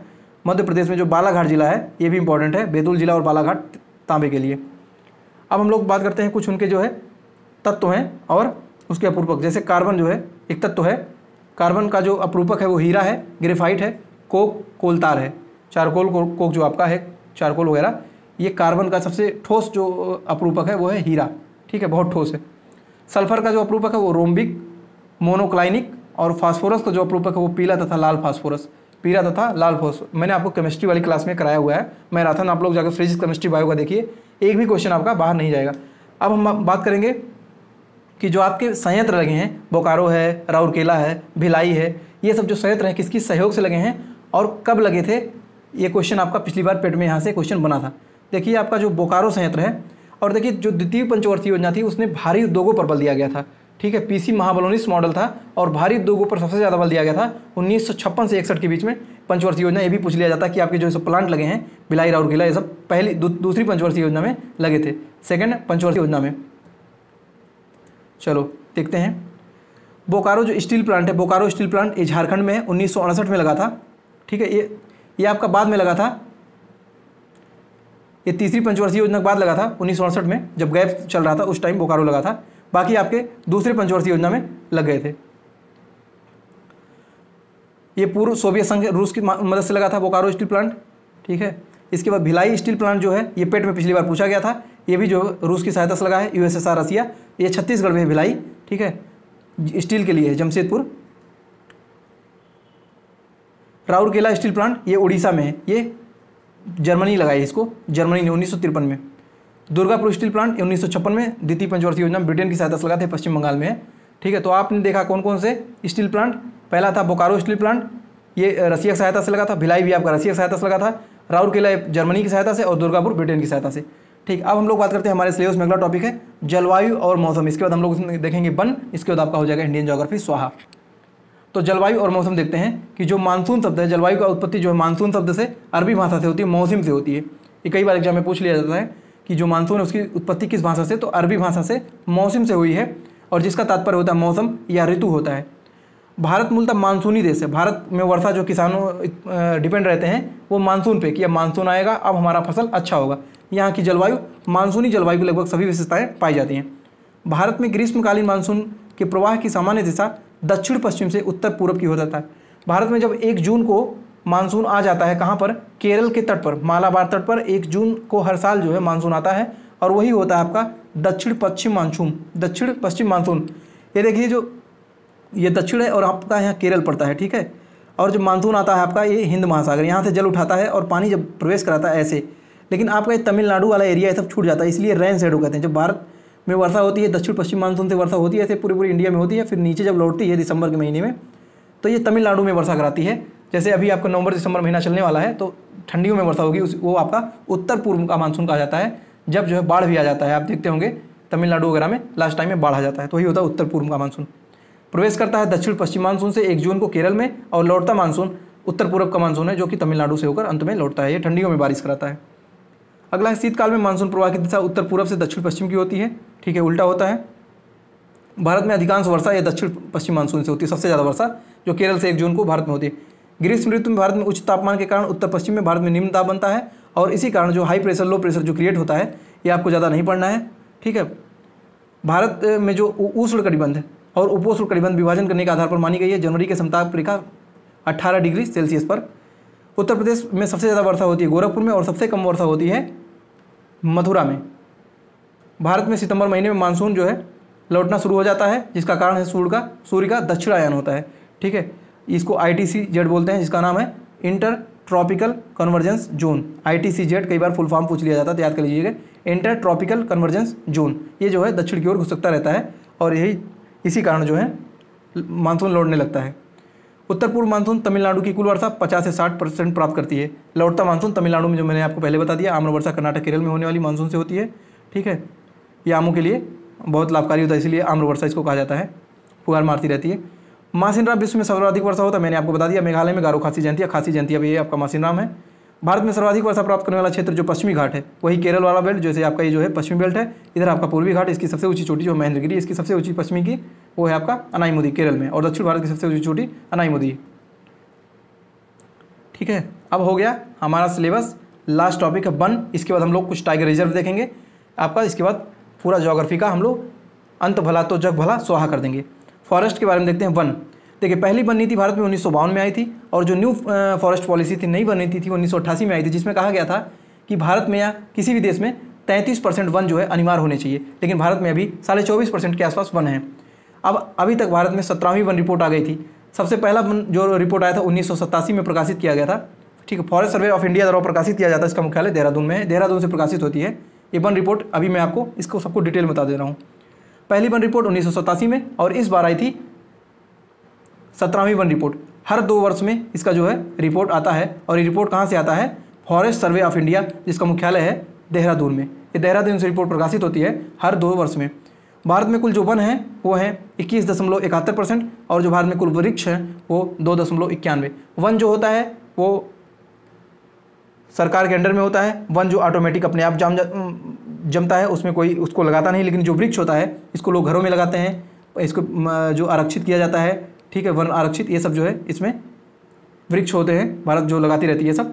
बाकी दोनों को जोड़ेंगे तो 24.62। इस समय जो भारत में कुल वन और वृक्ष मिलाकर हो जाते हैं तो 24.62, और चाहिए कितना? 33%। तो अभी भी 8-9 पॉइंट भारत 8-9% कम है। वन वृद्धि में सर्वाधिक जो है आंध्र प्रदेश हुआ है। 2021 का जो वन सर्वे रिपोर्ट आया है 17वीं वाला, उसमें सबसे ज़्यादा वन जो है वृद्धि परसेंटेज में नहीं, नॉर्मली दर्ज की गई आंध्र प्रदेश में। PCS में ही क्वेश्चन इस बार प्रीलिम्स में आ गया था 22 वाले प्रीलिम्स में, कि वन वृद्धि सबसे ज़्यादा 17वीं वन रिपोर्ट में कहाँ हुई है? तो आंध्र प्रदेश में। कितनी हुई है? 647 वर्ग किलोमीटर। क्षेत्रफल की दृष्टि से सर्वाधिक वन वाला राज्य मध्य प्रदेश है, सबसे ज़्यादा वन मध्य प्रदेश में है, लेकिन वृद्धि अगर पूछा जाएगा इस बार 21 में कहाँ हुई? तो आंध्र प्रदेश में हुई है। ठीक है, वन परसेंटेज में सबसे ज़्यादा वृद्धि कहाँ हुई है? मिजोरम में हुई है। 1% में परसेंटेज का है मिजोरम में, लेकिन नॉर्मली आंध्र प्रदेश में। सबसे ज़्यादा मैंग्रोव कहाँ पाए जाते हैं? मैंग्रोव जो तटों के किनारे होते हैं, और ये जो है रक्षा करते हैं, जल जब आता है तो तट कटता नहीं मैंग्रोव के कारण। तो ये सबसे ज़्यादा मैंग्रोव जो है पश्चिम बंगाल में पाए जाते हैं, उसके बाद गुजरात है। 2021 में मैंग्रोव में कुल मिलाकर 17 वर्ग किलोमीटर की वृद्धि हुई है। बहुत ज़्यादा इंपॉर्टेंट, यही क्वेश्चन अगर पूछा जाएगा, यही पूछा जाएगा कि 2021 में मैंग्रोव वन में कितने वर्ग किलोमीटर की वृद्धि हुई है? तो 17 वर्ग किलोमीटर की वृद्धि हुई है। और भारत में कुल मैंग्रोव आवरण अब हो चुका है 4992 किलोमीटर, वर्ग किलोमीटर, किलोमीटर स्क्वायर लिखा है, इसका मतलब होता है वर्ग किलोमीटर। तो भारत का कुल मैंग्रोव आवरण इस समय हो गया है 4992 वर्ग किलोमीटर। तो आपसे यही पूछा जाएगा, या तो कितना वृद्धि हुई 17, या फिर पूछा जाएगा टोटल जो है कितना है, तो 4992 मैंग्रोव। ठीक है, क्वेश्चन थोड़ा सा घुमा देगा तो यही सब क्वेश्चन बनेगा, और ये भी क्वेश्चन आपका बाहर नहीं जाएगा। देखिए आपको स्क्रीन पर दिख रहा होगा धाएं धाएं पेट, ये भी 2 क्वेश्चन आपके पिछली बार फर्स्ट सेकंड मीटिंग में पूछे जा चुके हैं। तो सारे क्वेश्चन ज्योग्राफी से ही बनेंगे। कैसे बनेंगे सब कुछ मैंने आपको बता दिया तरीका। और हम लोग लास्ट में देखते हैं कि राष्ट्रीय उद्यान, इसके बाद हम लोग टाइम जोन भी एक बार देख लेंगे, सिलेबस में है, वही लास्ट टॉपिक आपका हो जाएगा। गिर राष्ट्रीय उद्यान आपका गुजरात में है। भरतपुर पक्षी विहार, घाना पक्षी विहार, केवलादेव पक्षी विहार, तीनों आपके ये राजस्थान में है। ये पेट में पिछली बार पूछा गया था। भरतपुर पक्षी विहार कहाँ है? तो राजस्थान में है। बांधवगढ़ आपका मध्य प्रदेश में, लेकिन बांदीपुर पूछा जाएगा तो कर्नाटक में हो जाएगा। कंफ्यूज नहीं होना, बांधवगढ़ और बांदीपुर में कंफ्यूज नहीं होना। बांदीपुर कर्नाटक, बांधवगढ़ मध्य प्रदेश में। ये टाइगर रिजर्व है। काजीरंगा राष्ट्रीय उद्यान असम में है, एक सींग वालों गधे के लिए प्रसिद्ध है, और पिछली बार पेट एग्जाम में यही क्वेश्चन डायरेक्ट पूछ लिया गया था। तो देखिए 2 लाइन में 2 क्वेश्चन आपके सीधे बन गए। तो क्वेश्चन बाहर नहीं जाएंगे भाई, परेशान नहीं होना है, सिर्फ मेरी मैराथन देखो बस। आप 10 घंटे आपके पास टाइम नहीं है अब 10 घंटे का मैराथन देखने का, एक मैराथन देखो, सब काम ओके। जिम कॉर्बेट उत्तराखंड में है, ये भारत का पहला नेशनल जो है पार्क था, 1936 में हैली नेशनल पार्क के नाम से जाना जाता था। इसका नाम शायद बदलकर रामगंगा राष्ट्रीय पार्क कर दिया गया, तो उसको हम करंट अफेयर्स में देखेंगे। बांदीपुर जो मैं बता रहा था कर्नाटक, संजय गांधी राष्ट्रीय उद्यान ये मध्य प्रदेश में, राजाजी राष्ट्रीय उद्यान उत्तराखंड में है। पिछली बार TX2 पुरस्कार राजा जी को मिला था, नहीं फॉरेस्ट रेंजर का पुरस्कार जो है राजा जी को मिला था, TX2 मिला था पीलीभीत को इसके पहले, और अब की बार जो है सत्यमंगलम टाइगर रिजर्व तमिलनाडु को मिला है। सिमलीपाल करंट अफेयर्स में सब कुछ मसाला लगा के स्ट्रेटेजी के साथ, तो मज़ा आ जाएगा आपको। वो 10 तारीख को आप लोग देखना मत भूलिएगा, करंट अफेयर्स महामैराथन मेगा शो लाइव, 5000 प्रश्नोत्तरी होगा उसमें स्ट्रेटेजी के साथ। बात करते हैं मानस टाइगर रिजर्व, ये असम में पड़ता है। Anshi most important, Anshi tiger reserve आपका कर्नाटक में है, अंसी राष्ट्रीय उद्यान कर्नाटक में है। अगला है बेतला राष्ट्रीय उद्यान, एक बेतला जो है, बेतला झारखंड का प्रसिद्ध जगह है बेतला, तो इसको बेतला या बेतला कहते हैं। इंद्रावती जो अब नदी है, इंद्रावती नदी, वहाँ जो है आप लोग ज़्यादातर नदियों को नाम से भी कर सकते हैं। इंद्रावती नदी छत्तीसगढ़ में, तो इंद्रावती राष्ट्रीय उद्यान छत्तीसगढ़ में। गोगामल राष्ट्रीय उद्यान महाराष्ट्र में। इंतानकी मोस्ट इंपॉर्टेंट नागालैंड में, इंतानकी राष्ट्रीय उद्यान नागालैंड। सिरोही मणिपुर में, सिरोही मणिपुर में। गुइंदी राष्ट्रीय उद्यान तमिलनाडु में, देखिए आपको लग रहा है साउथ का नाम गुइंदी, तो तमिलनाडु में। दाचीगाम जम्मू कश्मीर, ये स्टैग मृग के लिए है, दाचीगाम राष्ट्रीय उद्यान जम्मू कश्मीर में। पापीकोंडा जो आपका ये आंध्र प्रदेश में है, तेलंगाना और आंध्र प्रदेश के बॉर्डर पे, इसलिए जो है दोनों अगर ऑप्शन में है तो आप लोग इसको दोनों लगा सकते हैं, या फिर एक आंध्र प्रदेश लगा सकते हैं। सरिस्का टाइगर रिजर्व राजस्थान में है, ठीक है। बांदीपुर कर्नाटक में, इसको हम लोग देख चुके हैं। कुछ और राष्ट्रीय उद्यान है, उनके स्थापना वर्ष हैं, उसको भी देख लेते हैं। Jim Corbett 1936 Hailey national park Uttarakhand में बना था। कान्हा मध्य प्रदेश 1955 में। दुधवा उत्तर प्रदेश में, ये 1977 में बना था, लेकिन टाइगर रिजर्व इसको बाद में घोषित किया गया था। राजाजी नेशनल पार्क ये आपका उत्तराखंड में है। नामदफा ये जो है अरुणाचल में है। काजीरंगा असम में 1974 में बना है आपका, ठीक है। साइलेंट वैली केरल में आपका 1980 में बना है।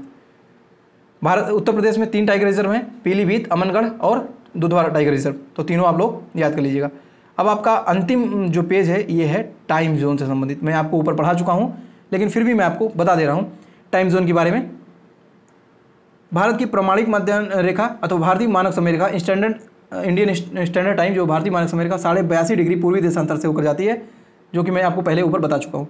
82.5 डिग्री पूर्वी देशांतर रेखा ये प्रयागराज इलाहाबाद के नैनी के पास से होकर गुजरती है और 5 राज्यों से होकर जाती है, मैं आपको बता चुका हूँ। उत्तर प्रदेश, मध्य प्रदेश, छत्तीसगढ़, उड़ीसा और आंध्र प्रदेश, ये भी आपको मैं बता चुका हूँ, इसमें नई चीज़ कोई नहीं है। भारतीय मानक समय रेखा ग्रीनविच जो GMT है, ग्रीनविच मीडियम टाइम जो आपका है, वहाँ से 5.5 घंटा आगे है भारत का मानक समय रेखा जो है, ये भी मैं आपको बता चुका हूँ। तो इस प्रकार से आपका पूरा जो है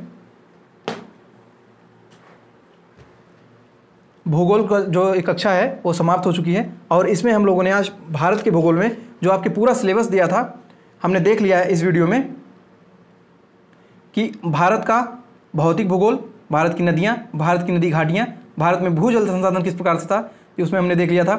पर्वत, पहाड़ी, झील, दर्रा, नदी, हिमनद, मरुस्थल, शुष्क क्षेत्र, सब कुछ देख लिया हमने। वन देख लिया हमने, खनिज संसाधन और भारत में जितने भी खनिज किस राज्य में सबसे ज़्यादा पाए जाते हैं उसको देख लिया।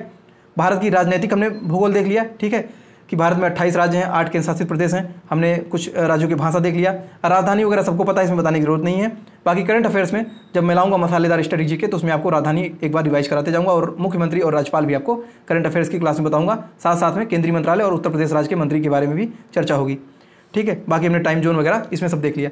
अब मैं बात करता हूँ एक बार मैराथन क्लासेस की, जो आपकी मैराथन क्लासेस हो चुकी हैं अभी तक। अब आपका कुल मिलाकर 14 मैराथन क्लासेस हो चुकी हैं, जिसमें आपका पहला था भारतीय इतिहास, जिसमें हमने एंशिएंट हिस्ट्री किया था, मेडिवल हिस्ट्री किया था और मॉडर्न हिस्ट्री किया था। वहाँ से आपके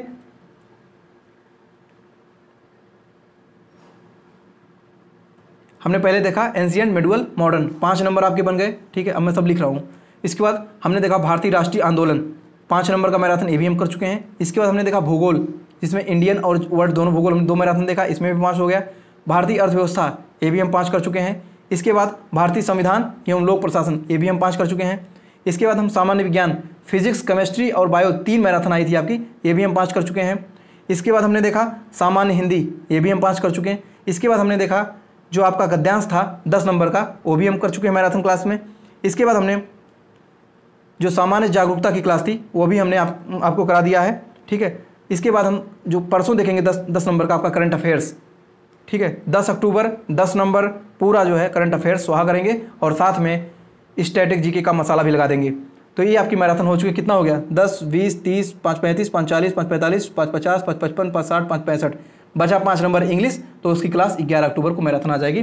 तो कुल मिलाकर आपके जो 16 मैराथन है, अगर जिसने भी 16 मैराथन ये देख लिया, जाकर अभी जाइए डिस्क्रिप्शन में प्लेलिस्ट मैराथन की, और सारे विषयों को ऐसे पढ़ाया गया। एक इसके बाद ना अगर आपको ट्राई करना है मेरी मैराथन की वीडियो को कि हाँ सर सही पढ़ा रहे हैं नहीं पढ़ा रहे हैं, ठीक है, जो भी आपको, तो आप क्या करना है, कुछ नहीं, आप टेक्स्ट बुक से टेस्ट लगाते हैं, वहाँ जाना, ग्रेड अप पर जाना, ठीक है, प्रीवियस ईयर पेपर उठा लेना, कोई भी टॉपिक देख लेना, अगर एक भी क्वेश्चन बोल देना कि बाहर जाएगा तो मुझसे बताना। और हाँ, आपकी जानकारी लिख बता दूं, कुमार सर जो आपका ब्रह्मास्त्र सीरीज ले रहे हैं, माँ बापू का सपना सीरीज, ठीक है, उत्कर्ष क्लासेस पर, उनके भी आप लोग वीडियो देखो। अगर एक भी क्वेश्चन मेरे जितने मैंने मैराथन कराए हैं यहाँ से अगर बाहर चले जाए तो आपको मैं अपना नाम बदल दूंगा, ठीक है, ऐसा गारंटी मैं ले सकता हूँ। और हाँ, 99% चांसेस है कि आपके जो 70 नंबर में से 65 नंबर यही मैराथन से आपके फंस जाएंगे। ये बहुत बड़ी बड़ी मैराथन नहीं है, 1 घंटे 2 घंटे 1.5 घंटे आधे घंटे ऐसे ऐसे मैराथन है। आप लोग चाहेंगे तो 2 दिन में पूरी मैराथन देख सकते हैं। अभी भी आपके पास 1 हफ्ते का समय है, तो अपने सेहत का ध्यान रखें, ठीक है, क्योंकि मौसम चेंज हो रहा है, बीमारियाँ बढ़ रही हैं, तो आप लोग जो है सावधानी बरतें, चूँकि 1 हफ्ते का समय है, और पढ़ाई अच्छे से कीजिए, बहुत ज़्यादा समय नहीं लेंगे। और 10 तारीख को करंट अफेयर्स वाली वीडियो ना देखना भूलिएगा। और मैराथन की जो सारी जो प्लेलिस्ट आप लोग अभी जाकर तुरंत देख लीजिए, डिस्क्रिप्शन में है। तो उम्मीद करता हूँ आपको वीडियो अच्छी लगी। वीडियो अगर अच्छी लगे प्लीज़ दोस्तों तो इस मेहनत को सराहिए, क्योंकि बहुत परिश्रम है, कंटेंट क्रिएट कराने में बहुत समय लगता है। और मैराथन इतनी आसानी से आपको दिख रहा है 1 घंटे का मैराथन, लेकिन इसके पीछे कितना समय लगा है ये मैं ही जानता हूँ, मेरी टीम ही जानती है। मेरी टीम में मैं हूँ और मेरा कंटेंट क्रिएटर है, वो जो है कंटेंट को क्रिएट करता है, मैं उसको रफली काम कर देता हूँ, वो फिर फेयर करता है। तो ठीक है दोस्तों, मिलते हैं नेक्स्ट वीडियो 10 तारीख को करंट अफेयर्स महा मैराथन मेगा शो लाइव में। तब तक के लिए नमस्कार, जय हिंद। चैनल को आप लोग सब्सक्राइब करके शेयर जरूर करिएगा दोस्तों।